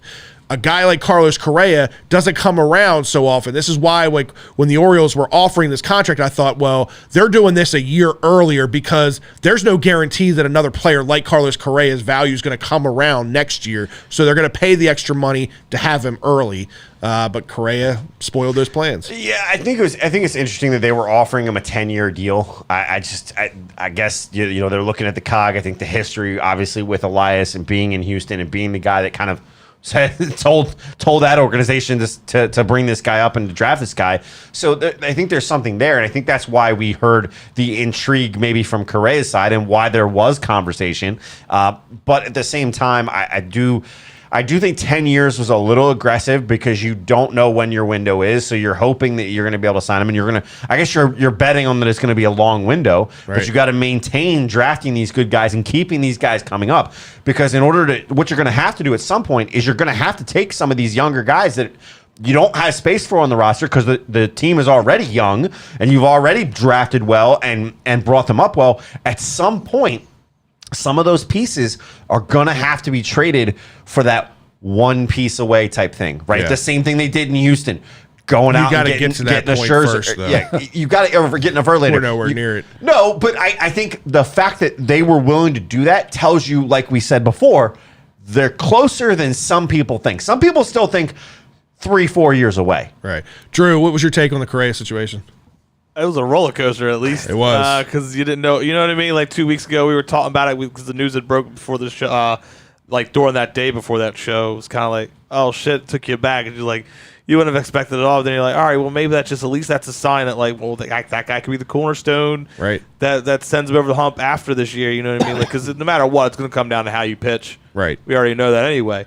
So it was that roller coaster. I'm glad if it comes down to the opt-out thing, I'm not really that surprised. I'm kind of glad then you wouldn't give like a similar contract to Minnesota and allow him to walk, because if it isn't improving like we think it's going to be, they'll be much more competitive next year. It's one thing if you're giving him an opt-out after like year 7 or something. You know what I mean? Not in the first 3 years. So I guess when it broke that he signed with the Twins, I'm like, what the fuck? But then when I heard the opt-out, I'm like, I know it's Elias, so maybe it's a little bit of a different regime, but like they've never really been about the opt-out. Right. Like when Davis signed his deal, like that was kind of a thing. Like there was no opt-out. It's just, look, you're signing the deal and you're signing the deal. We weren't really giving any opt-outs. So when it comes to the opt-out thing, it doesn't really surprise me. It sucks. I mean, at least it showed like it wasn't some made up thing. Yeah. How close it was to him being here, that's a different story, especially with the switch to Boris. We know, you said, but like him, like being connected to us at all, that was real. It wasn't some little made up rumor that fans ran with. Like it was a legit rumor that there were at least talks. It's a good sign, at least. Yeah, James, what's your thoughts? Like when it was proposed that we offer that contract, I was like, oh wow, I think they know that we're closer than what we think we are. But then when they gave him when he opted out and signed with Minnesota to come back, I was like, that could leave the door wide open for next year too. Like to see what the Orioles are going to do, see who they draft, and go from there. But I think it leaves the door open. But for him not to take guaranteed money, because if I'm surprised the Orioles didn't do it where they can opt out and don't have to have that hefty contract like they had with Davis. So Right. to both parties, I think it worked out well. They made an offer that everybody thought the Orioles weren't going to spend any money because of Davis, but to come out there and offer that kind of money, I'm all for it. All right, fellas, it's time for this week's rundown. Yeah. Scott, I'll let you kick this week off. All right. So, look, the shit show in Washington, it just keeps getting worse. This weekend, Anheuser-Busch, the alcoholic drink of the NFL, the national sponsor, has announced it is terminating its partnership with the Washington Commanders. They said Anheuser-Busch has decided not to renew its sponsorship of the Washington Commanders team at this time. We remain fully committed to Washington football fans, and we look forward to continuing our long-term partnership with the NFL and our other 26 team partners to create meaningful experiences and connections for fans across the country. This is 1 month after the NFL hired former SEC, not the college, Securities and Exchange Commission Chair Mary Jo White to investigate an allegation that Dan Snyder sexually harassed a team employee more than a decade ago. So that's where all this stuff is really coming out. Now, this also comes 1 year. This time last year, there were two companies, Inova Health, as well as a local medical billing company, Medliminal. They both cut ties with the team last year because of everything that spun up and all the problems that were going on. So this is now three of their pretty decent sponsors that have pulled out of Washington, and so far, word is they have no replacements. Wow. If Anheuser-Busch isn't willing to deal with you, who the hell is? Right. Well, it goes to show that is just the shit show that it is in Washington right now. It's a bunch of bougie people. It'll be White Claw. Yeah, right. White Claw and Truly. So this story here got me all my feels when we were on vacation in Vegas. Top 10, 15, wherever you want to rank them, overall rated prospect in the upcoming NFL draft, and a potential target for the Ravens at number 14. David Ojabo tore his Achilles right in front of scouts and NFL executives during his Michigan Pro Day workout. This brings up all the reasons I talk about why it's so risky for some of these players, especially the top of the board prospects like this, the top 20, top 25 prospects to play in their bowl games, NFL Combine, the Pro Day workouts. This is, I get that players can get hurt anywhere, anytime.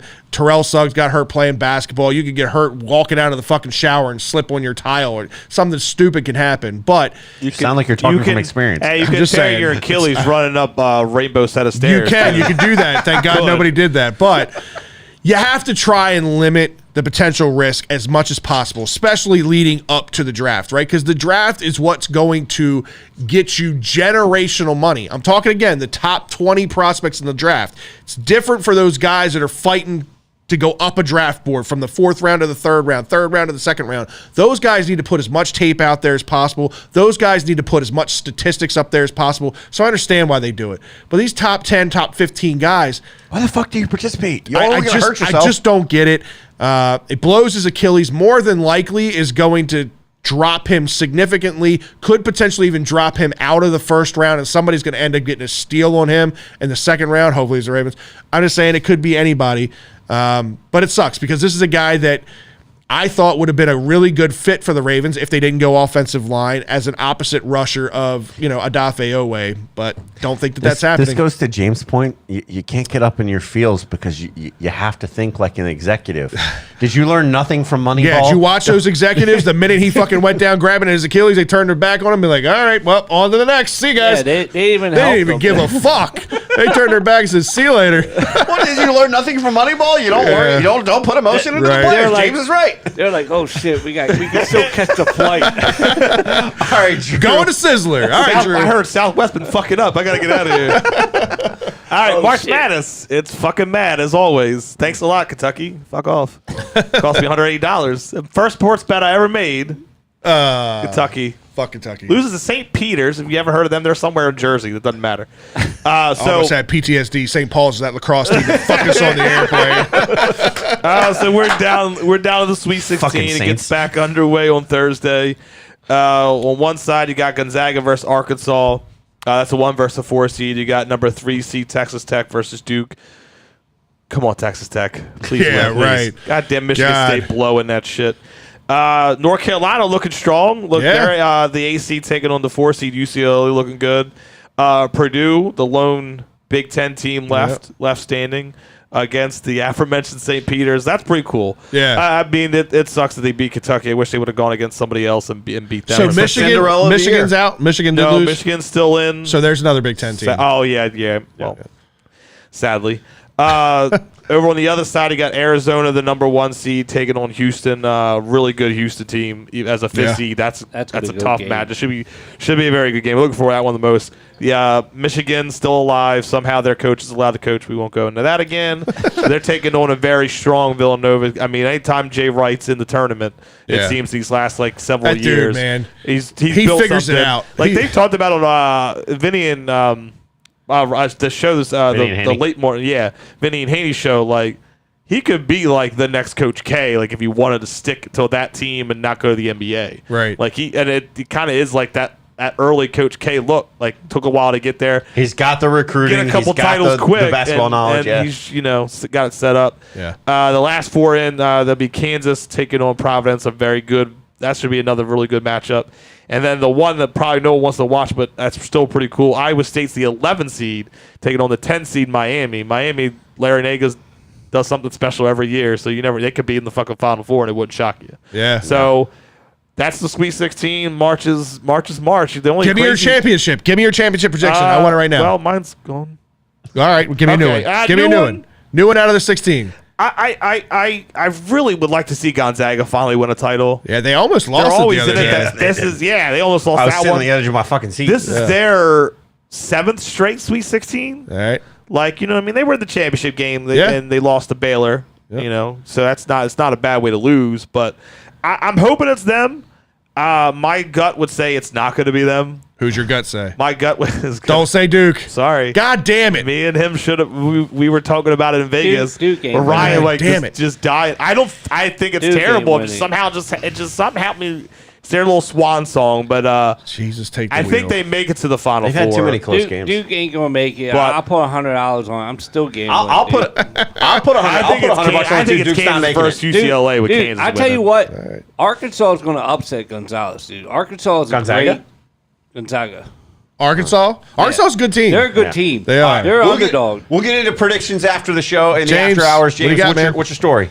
All right, there ain't nothing much going on in Portland because now Damian Lillard is out for the rest of the year. But then you have Jufu Nurkic. I don't even know. Yusuf Nurkic. He's just you pronounced a name? I tried. I don't know if I did it right, but I tried. To me, he's just a tall motherfucker. Fuck off. But apparently, after his loss against the Pacers, 129 to 98. He decided to go to the locker room, and before hitting the locker room, he decided to grab a fan's cell phone and toss it into the crowd. I don't know what he said. I've been to a couple games and sat courtside and never wanted to film the away team coming in, especially no 7 foot. But apparently he must have said something or, gave us a wrath and just took it and tossed it. So then the NBA decided to fine him $40,000. So that was an expensive phone, just like I have. I have expensive pen and sanitizer. So that's up there. $40,000. That could buy you 40 iPhones. Hey, Drew, there's 40 of them waiting for you, buddy. No blue. We almost all pitched in and bought them when we were in Vegas. We went by the Apple store. No rules. No boundaries. 2 topics. 30 seconds each. It's time for the 2-minute warning. All right, fellas, it's time for this week's 2-minute warning. James, who's reading the questions? Drew? Got it. Drew's got it for me this week. All right, I'll start this one off Yeah, Drew, whenever you're ready. If it wasn't for March Madness, this would have been my topic because I love this guy. All right. Alex Ovechkin moved into sole possession to third place all-time on the NHL scoring list. Passing Yager was 766 last week. So as of today, stands at 770. Was 17 years in. So if you think he can get to 20, obviously he'll pass Gordie Howe. Do you think he can pass Wayne Gretzky for the most goals of all time? So Gretzky's at 894, so he needs about 130 still to do it, right? So Ovechkin averages about 40 to 50 goals a year, so he's going to need to do this for 3 more years. I think Ovechkin can do it, and I think he's at that point now where that's his goal. You know what I mean? I don't think I think he could play a Jaromir Jagr type of career. He could play until his mid-40s. So he's just so good, and he's still playing at such a high level. I don't think that that's even a problem, barring injury. Yeah, I think 2 years ago when you were asking me, I think I thought he would be out in 5 years.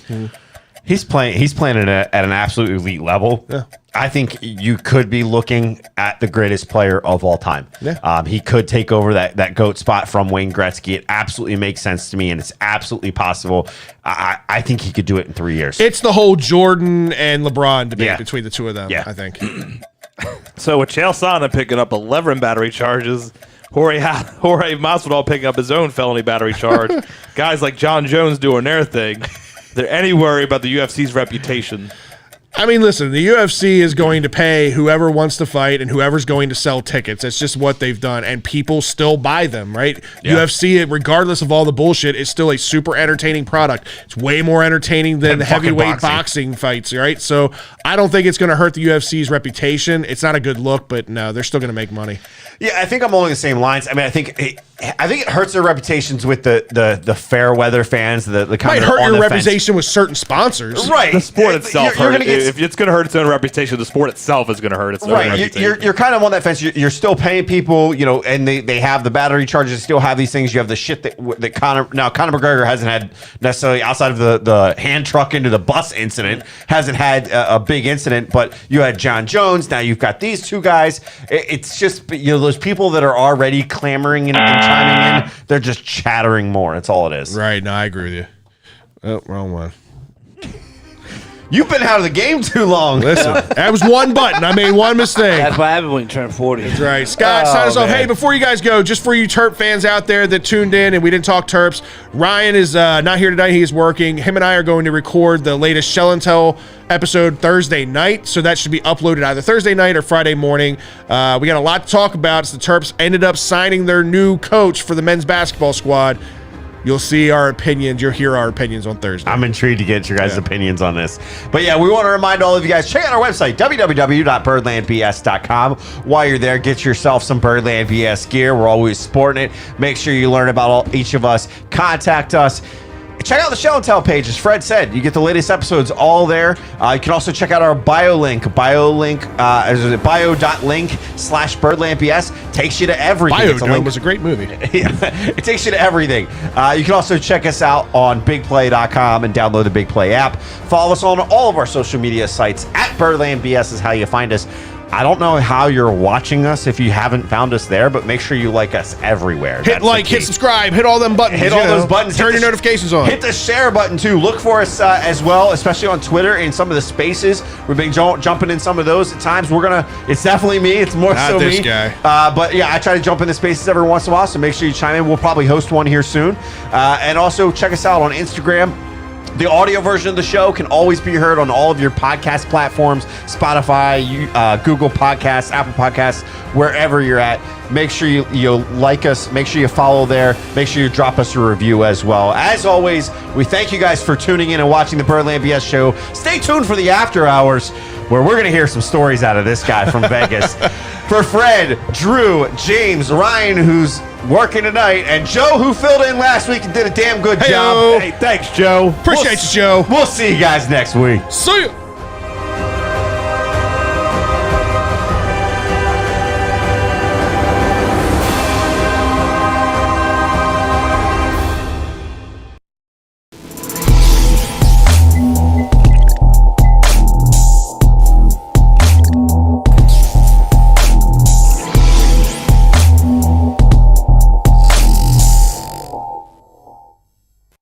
It's time for the after party. It's last call for alcohol, and apparently James can't eat salads. Yeah, we're a few hours into our trip. He couldn't eat a salad properly. So there were multiple choking incidents on this trip. It started in the hotel, or it started in the airport.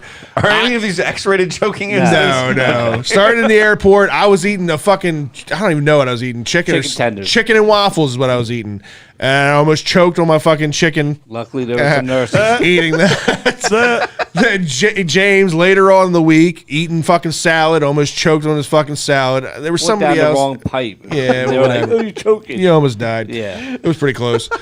But nah, man, Vegas was a ton of fun. For any of those that care out there to hear the stories, I mean, we'll talk a little bit about them. You guys chime in with your versions of them too. So, as we said, it didn't start off well with the whole flight thing. So once we got there the first night, we didn't get in until like 1 something to the hotel. Yeah, we landed like 1. By the time we got to the hotel room and checked in, it was like 2. Yeah, you guys were all done. We were all done. I can imagine you sat in the Done airport all day. The rooms were a shit show too. Oh, you go on this floor, you'll have a king size bed. This side had a double bed. Like we get there, we had to cross rooms and stuff. Like, yeah, we were all just ready to fucking hit the floor at that point, like just done.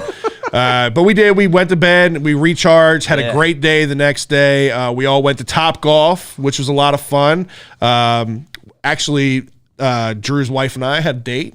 Yeah, went to had a date to Jabberwockies. we went to the Jabberwocky show. Shout out to Ariel. We were throwing back some of those Washington apples, some good stuff.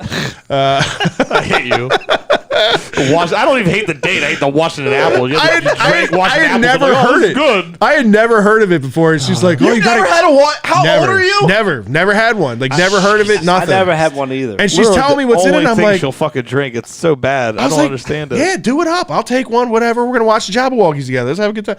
So anyway, we had some drinks. Jabberwockies were fucking great. So did everybody go to the Jabberwockies? no, it's just her and I. It was just her and I. They didn't care about it. I love the Jabberwockies. So They are a great group. But you know what's crazy is like, so during the show they do this whole timeline thing of like when it all started to where they are now, right? Yeah. Like I didn't realize how long it had been, but it was 2003 when their first like appearance was on whatever dance show it was. I don't even remember what it was, but it was 2003 that they were on. So that's how long like they've been around. I remember. They did like the couple specials. So there was a dance that they did, they used to call the Red Pill, which was the first dance that kind of made them famous and what won them that show, that talent show. They did that during the display here. I'm sure it's totally new dancers and all that stuff, but I don't know. It was fun. It was interactive. The music was fucking great. The sound, like the sound quality in the theater was amazing. They were very interactive with the fans and all that stuff. It was a good time. So we did that. Then we went to Top Golf, which I almost got kicked out of for hitting golf balls almost out of the fucking range. I wasn't trying to. I wasn't trying. It was one of the shorter ones. It was like 225 yards to the net, which is nothing. Listen to him brag. It was only 220. But 220 is nothing. I mean, it's you and I can hit 220. I get it. Right. So I mean, I'm hitting them like 3/4 of the way up, and again, not really trying.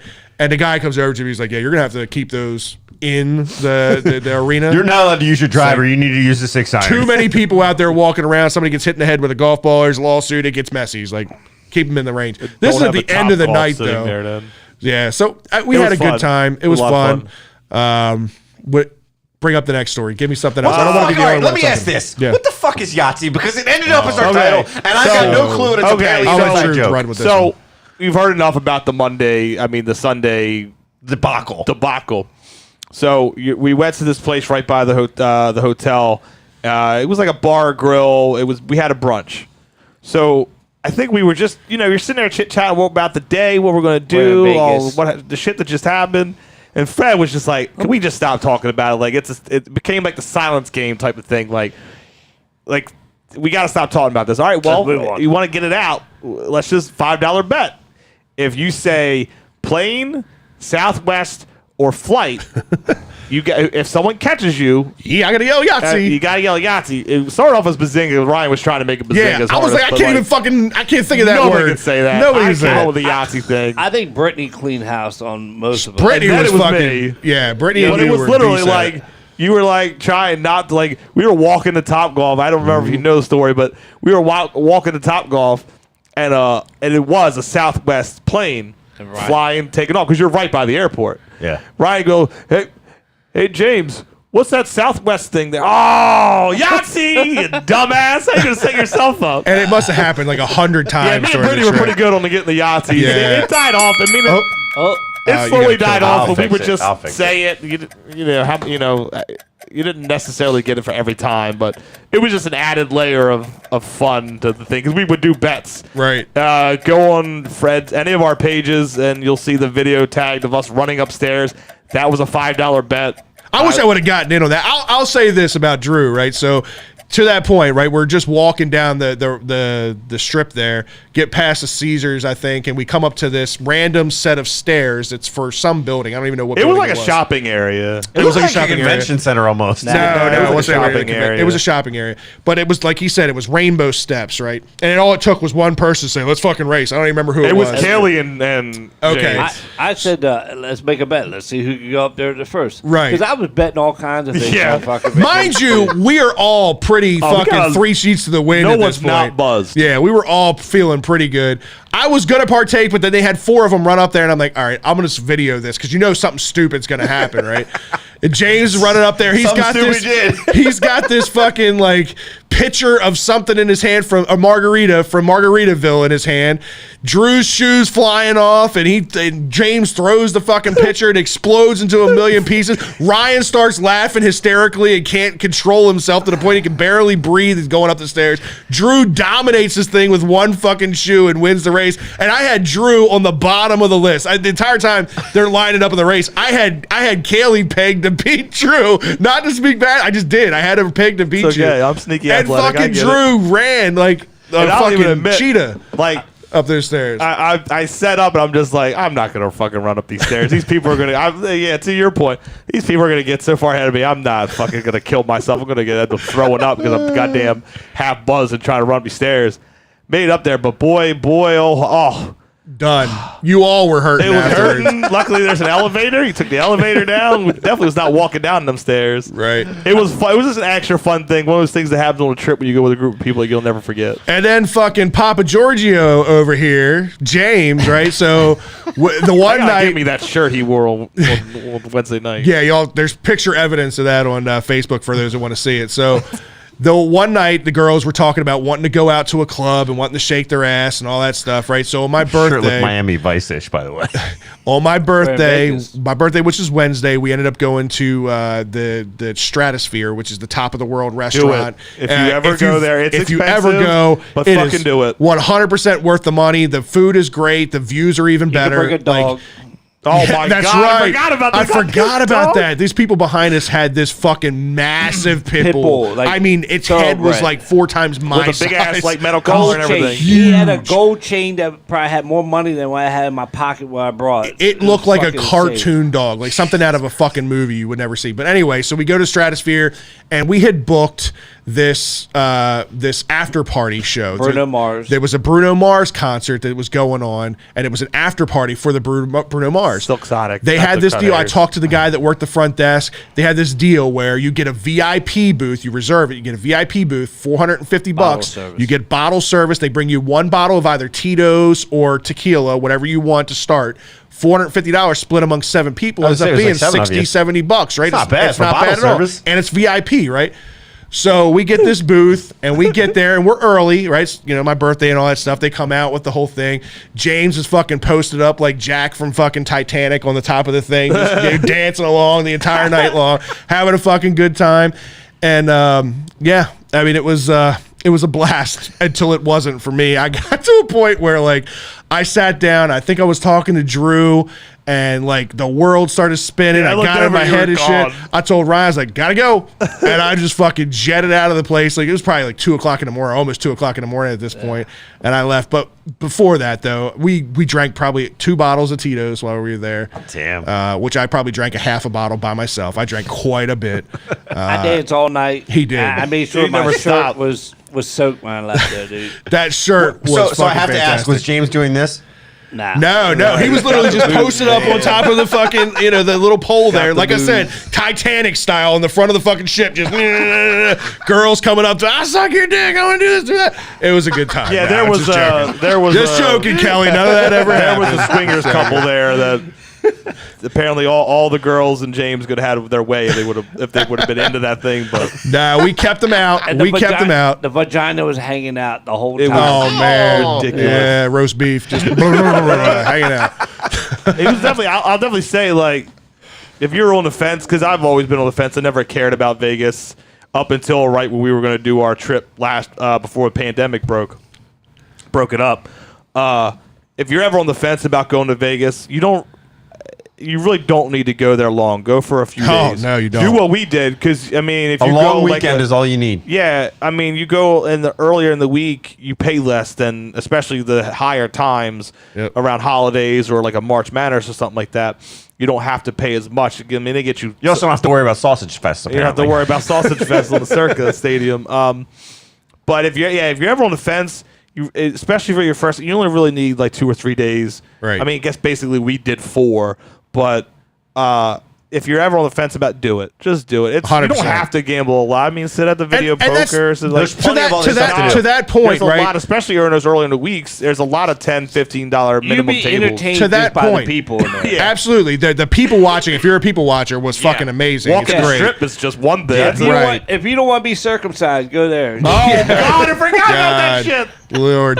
So You then ride roller coasters. the other part about it, I mentioned Jabberwockies, right? So we went to a couple shows too. We went and saw Love, which is the Beatles story. Yeah. And I'm not even that big of a That's Beatles the fan. Cirque du It's all Soleil show. Cirque du Soleil. I probably knew 45% of the songs, like the most popular ones that they played.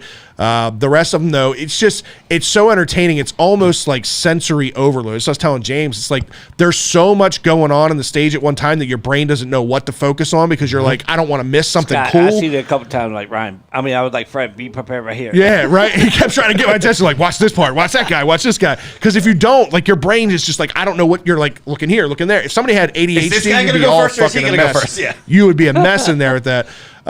But it was cool. It was much more like the Love show was much more about acrobatics and all that stuff. And so the MJ show was also Cirque du Soleil, right? Yeah, I think Cirque it's du Soleil, Cirque du Soleil. It was more dance. It was more technology. It was more, and I knew probably 90% of the songs. But what was really cool, and James and Ryan were telling me, is they have this. There used to be this street performer that would always dance out on the Las Vegas Strip to Michael Jackson's songs. Like, and he would just do the moonwalk and do all Michael Jackson's dances. Well, Cirque du Soleil actually found him and made him a part of the show. He was fucking amazing. Like, he would show up randomly in different scenes throughout the show. Right. And his dance move, he looked like Gumby. Like, the way he could move his body was unreal. They did this whole thing. It was on America's Got Talent. One other group did it.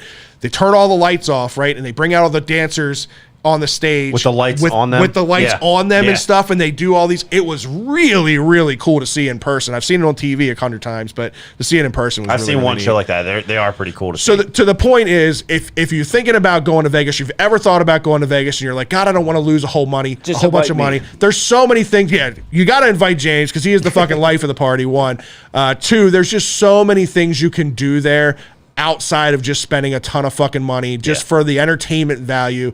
It was a lot of fun, and I thank you all again for making that week special for me because it's one that I'll never forget, and I wouldn't have wanted to be there without you I'm guys. sorry. It I'm was a really lot of sorry I fun. missed it here. Nah, it is what it is, man. it is. Family shit happens. Whatever. We understand. It's tougher for the weekday. I feel sorry that you weren't there because you would have had a great time, man. It was a lot of Another fun. good story is they just on the bus line to go up to Old Vegas. So we get passes to get on there, and like the bus pulls up. They're like, mask mandate. I'm like, what are you talking about mask mandate? Like, oh, I don't have a mask. Everybody's looking around for masks.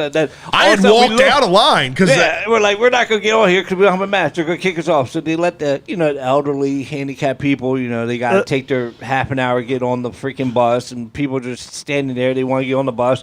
And then finally the driver's like, just get on the bus, get on the bus. So we just get on the bus after purchasing an $8 all-day pass. So you can go upstairs. They have a double-deck bus. So we get up there, we're riding. And I go, if anybody on this bus has a Maryland quarter, I would give you $20. And I think Drew or Ryan was like, he ain't kidding, he will. Yeah, And all of a sudden, you just see everybody sitting there. All of a sudden, you see a guy just put his hand in his pocket, like, scrounging for money, looking through the thing. It was hilarious. It was hilarious. Also, James. You didn't get a Maryland quarter, is why I took out of that. You're not. Most likely, you're not going to find James one out there. picked up a part-time job while we were in Vegas as a landscaper. There was this guy pushing these garden balls around the fucking. I don't know where he was going with them or what he was doing with them. James run up to the guy, just grabs one out of his hand, starts rolling it for him. The guy's like, "Yeah, fuck it. If you're gonna roll it for me, okay." You stopped helping because we had to go the other way. It was these giant, like you'll see it in a video. It's a giant green, like some kind of landscaping ball. This guy's just rolling two of them, like two big basketballs down. James takes one. I'm like waiting for him to go between his legs with it. It was fucking great. If you do have a day pass like us for the bus, and you're like somewhere up, up on the strip, and you were like, hey man, I really want to go see this Las Vegas sign everyone talks about. Do it. It's still cool to do your photo op, but if you do, get off at the bus stop at Mandalay Bay. That's kind of close to the sign. Because if you think there's going to be a bus stop by the sign, which says on Google Maps, incorrect. Because you're going to go blow past that because they're doing construction right now. Drew. You're going to end up in what feels like the middle of nowhere. Because the only thing that's there is a Jack in the Box and a gas station and the airport. And the Jack in the Box was only open for the drive-thru. And my wife had to piss a racehorse. Luckily, you get into the gas station, it was good. But at that point, we're like, do you want to Uber? Like, just fucking walk. It wasn't that bad. But if you're doing it, just know, once you get past Mandalay Bay. That's where that picture's from. Drew had his fucking hangover moment. That's 100% what that picture looks like to me. If you just walking like, God damn it. My In the God. middle of the fucking desert. Yeah. Fucking hilarious. My wife walking slow and texting you guys about it. Meanwhile, she's the one that has to take a piss. I'm like, what are you doing? Hurry up. Ariel was a fucking trip on man. the She's fun to be It around. sounds like She I missed is. a lot. It sucks that I missed it, but Yeah. like we said, family. We already Shit had our happens. schedules. Yeah, it is We what already it had is. a schedule set out, so it is what it is. But Apparently we'll more have to people get 40. in a few years. We'll have to get something together. It to is go out again. I think it'd be 100% fun. a destination for a 40th birthday. That was great. I think we have got a couple coming up in a few years. like Kaylee and Ryan. Yeah, So they're going to we're do combine theirs. a midday. I think it's going to be in May. They're talking about. Yeah, so it'll be a little bit warmer, which will be Yeah. nice. Because that's the thing. The pool Mine will looked be around the same beautiful. time as theirs. Being Yeah, it around the would've been pool was cool to do the great, pool thing, but but- goddamn was that water cold. And I like cold pool Apparently water. where I can that get in one- cold pool water. Where the Not Sausage this. Fest was pretty warm. All the Yeah, when you have 700 dudes in it, I'm sure it does. It's probably very yellow at that point. That was too. that was the Circa Stadium pool that we wanted to go check out. That it would cost us like $20 to go check out. Oh yeah, I mean, For I'm all sure of them in there, it had to be heated. Right. No, it was a great time. So I'm sure there's plenty of stories that we haven't told yet. Good. Oh, Good. we're missing one. Good. Go for it. The What am I one that missing? we went to and then had to eat the burger. Heart Attack Grill. Heart Attack Grill. Right. Don't get the double burger, everybody. Yeah. So you have a Except thing for where you're James. supposed to, you got to walk in there and you put on a gown from like a hospital, Yeah. and then you sit down, you order your food. The menu looks different than what you get. So I knew I was going to just get a regular burger, but the onion rings, I'm like, oh man, they look great. They bring them out. They're like 20 size of it, and they're like, oh, you're not going to eat that because you're going to have to get hit. I was like, fuck that. I ate all my shit, dude. So the premise of it's Heart Attack Grill, right? It's nothing on the menu is healthy. Oh, yeah. Everything is double order of this, double order of 350 that. pounds you can eat for free. No Yeah. diet sodas to pick from. Like everything is heart attack related, right? And they have this thing where if you don't eat your meal, whatever it is you order, single burger, or they have a fucking 8-patty burger. Like, I don't know who would ever do for that other pictures. than to take a picture. It's exactly Instagram, right. When your eyes are bigger than your stomach. Well, your eyes are bigger than your stomach at 3, not 8. Like this thing is Your eyes are massive. bigger than your stomach at 2, I can tell you Yeah. that. Oh, 100%. But they have this thing where if you don't eat all your meal, they pull you up and they put you on this like thing you got to hold your hands on, got and me they near that. have their way with their whip. Yeah. And let me tell you, there was this redheaded chick there. Oh, yeah. Golly, she was laying into some people. So thank God none of us had her. But there was somebody there that I guess Bachelor had just party. gotten It was a married. bachelor. He was a Bachelor bachelor. party. She pulled him up, boy, and she went whacked. to town And on this him. was I'm like- like, there's no way he's sitting down. Yeah. Like, and I'm not She talking wasn't like the only one to hit him. I'm not There were talking like a 4 other ruler. girls that hit him, so she was the 4th one. Yeah. Now, granted, like Our server. she was the cleanup killing hitter. him compared to the other ones, but She was the cleanup hitter. Thank God she stayed far away from Okay, me. so I did see a picture. Of In-N-Out Burger. What'd you think? I wasn't impressed when I ate it. 2 thumbs down, and it's I'm in the middle. listen. So here's wasn't why it's terrible, 2 but thumbs it down wasn't. for me. I had severely high expectations. I love Five Guys, right? And everything I'd ever heard was that it's comparable. Comparable or better than Five Guys. So I was like, all right, well, then I got to try it. I would put it on a little bit better level. Did you get the In-N-Out sauce? I did, yeah. Okay. The Burger King with the sauce on and stuff. Everybody told me if you don't get the In-N-Out Ryan sauce, Ryan got some kind of special fries. You can order animal fries where you Animal get all the fries. sauce on top of the right. fries. Which It's not on the menu, I'll say but that's a definite because their fries weren't good. No. I hated the fries. The I was fries okay are with the terrible. burger, but the fries. No but one's the taking burger, McDonald's. so for me, exactly. The burger was next level It was up McDonald's with from a little bit of McDonald's. grease. But I tell you what, very clean. It was clean. And they're all clean, apparently, I heard. Okay, that's cool, but the burger sucked. Like, it was a little bit better than McDonald's. So again, my expectations were high, nowhere near Five Guys. Awesome soda machine. You just flicker your finger and it fucking work. Do that. Yeah, that's true. Oh, jeez. But yeah, overall, again, the barbecue great trip. place, the barbecue Place. All the food places we had were the good. burger. Yeah, I didn't get to There have it. wasn't anything that was bad food wise. Breakfast food, lunch, dinner, Yeah, everything we had. was my good. By the way, I do have to cold call cut out. was You guys good were too. just telling me before the show that like you spent a lot of time in Caesars. Yet before Ryan was saying, "Oh, we're not going to go in Caesars. It's too far to walk around everything." And you spent. If I'd have known that, I actually would have told you guys the places to fucking eat in Caesars because there's some fucking delicious places to eat in Caesars. Yeah, no, we walked through. Do not. Here's another word of advice: if you're going to Vegas and you're a fan of gelato, get the small. I wish you would have told me. I could have told you that. Don't do anything bigger than a small. I made that mistake of getting a medium, and I'm pretty sure I ate a half gallon of gelato. It was a lot. It got semi-diabetes. Yeah, I just told diabetes you if take the if wheel. you're going to do anything in Caesars, text me first, and I'll let you know. A normal Sunday has one maraschino cherry on it. This had 6, if that puts in perspective of how big it was. But we didn't let it go to waste. We ate. Yeah, I walked gelato. when they got the gelato. I walked with them through I was with them, so we went through the Caesar shops and all that shit. Yeah. And it was cool. It was a great experience, but it was like all that walk, like for nothing really. It's kind of like to check out some of the. Man, me and Ariel went there the next day, and then I cut her short. Luckily she wasn't really interested, I guess, for whatever reason. And we caught back up with you guys, and Ryan's like, "Oh, you gotta let her check out the shops." I'm like, "Ryan, shut the fuck up! I don't want to go through the shops again."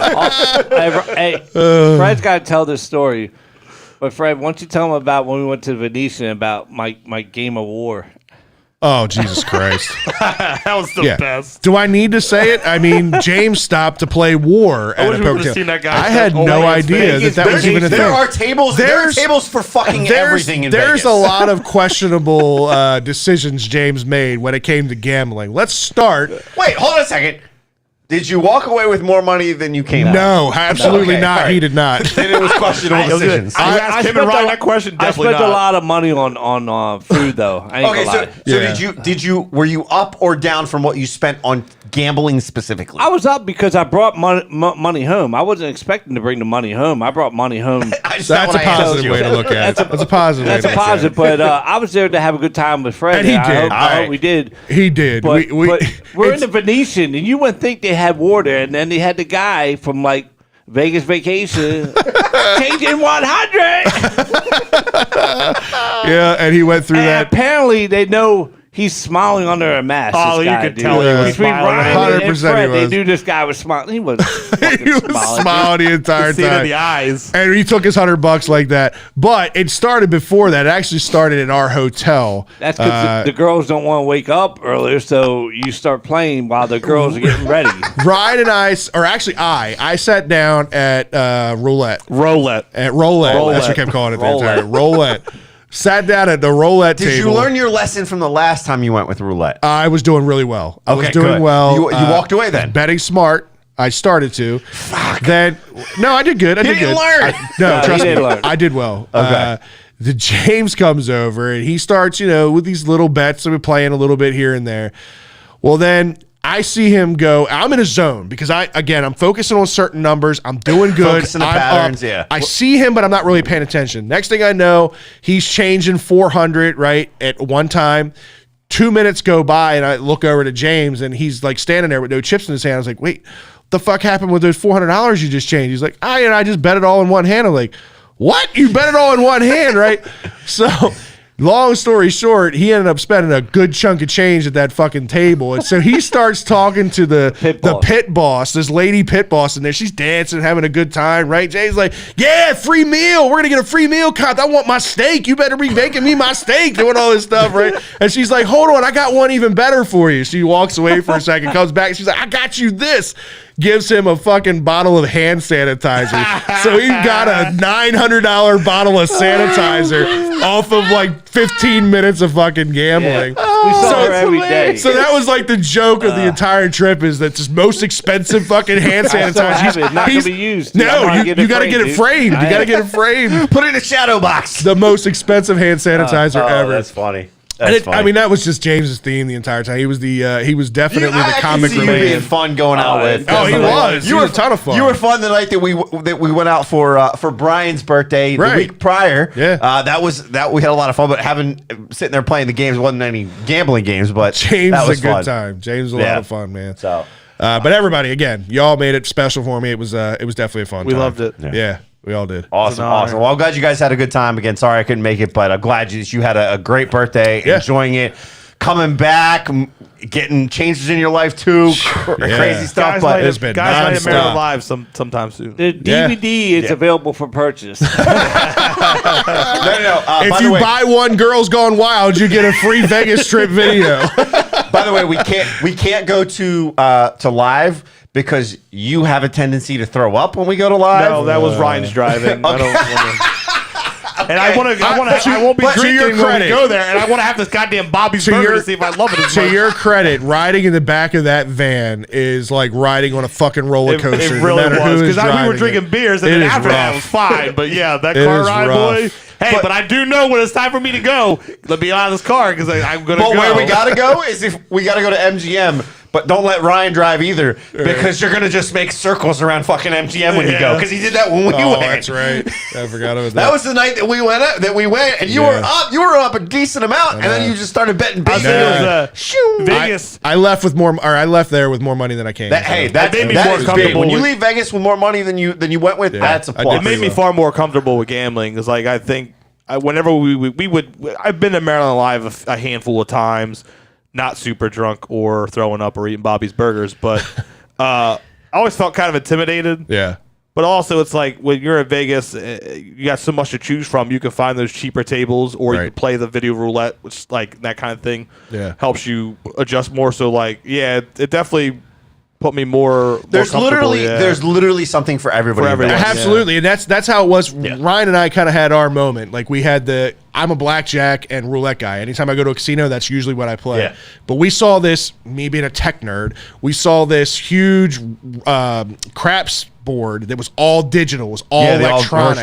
All virtual, So it took all you have to put chips onto the table out of the thing. All you had to do was touch it on your screen, but they had a real dealer, so you still rolled dice and everything. So Ryan and I were like, at some point we're going to play that. But then we just never did until that last fucking day after you guys left, and we did so well with it. We went back the next day and played roulette, not at the same table, another table, won more money. So I think moral of the story is craps is going to be our game moving forward. And it's like one of those things where when you're winning money, everybody on the table around you is winning money too, and everybody's cheering and screaming. That's a game that so much fun. You can win big, but or you can lose big. 100%. And what helped us is the guy. So Ryan and I were at the head, right at the head of the table. I was here and he was there.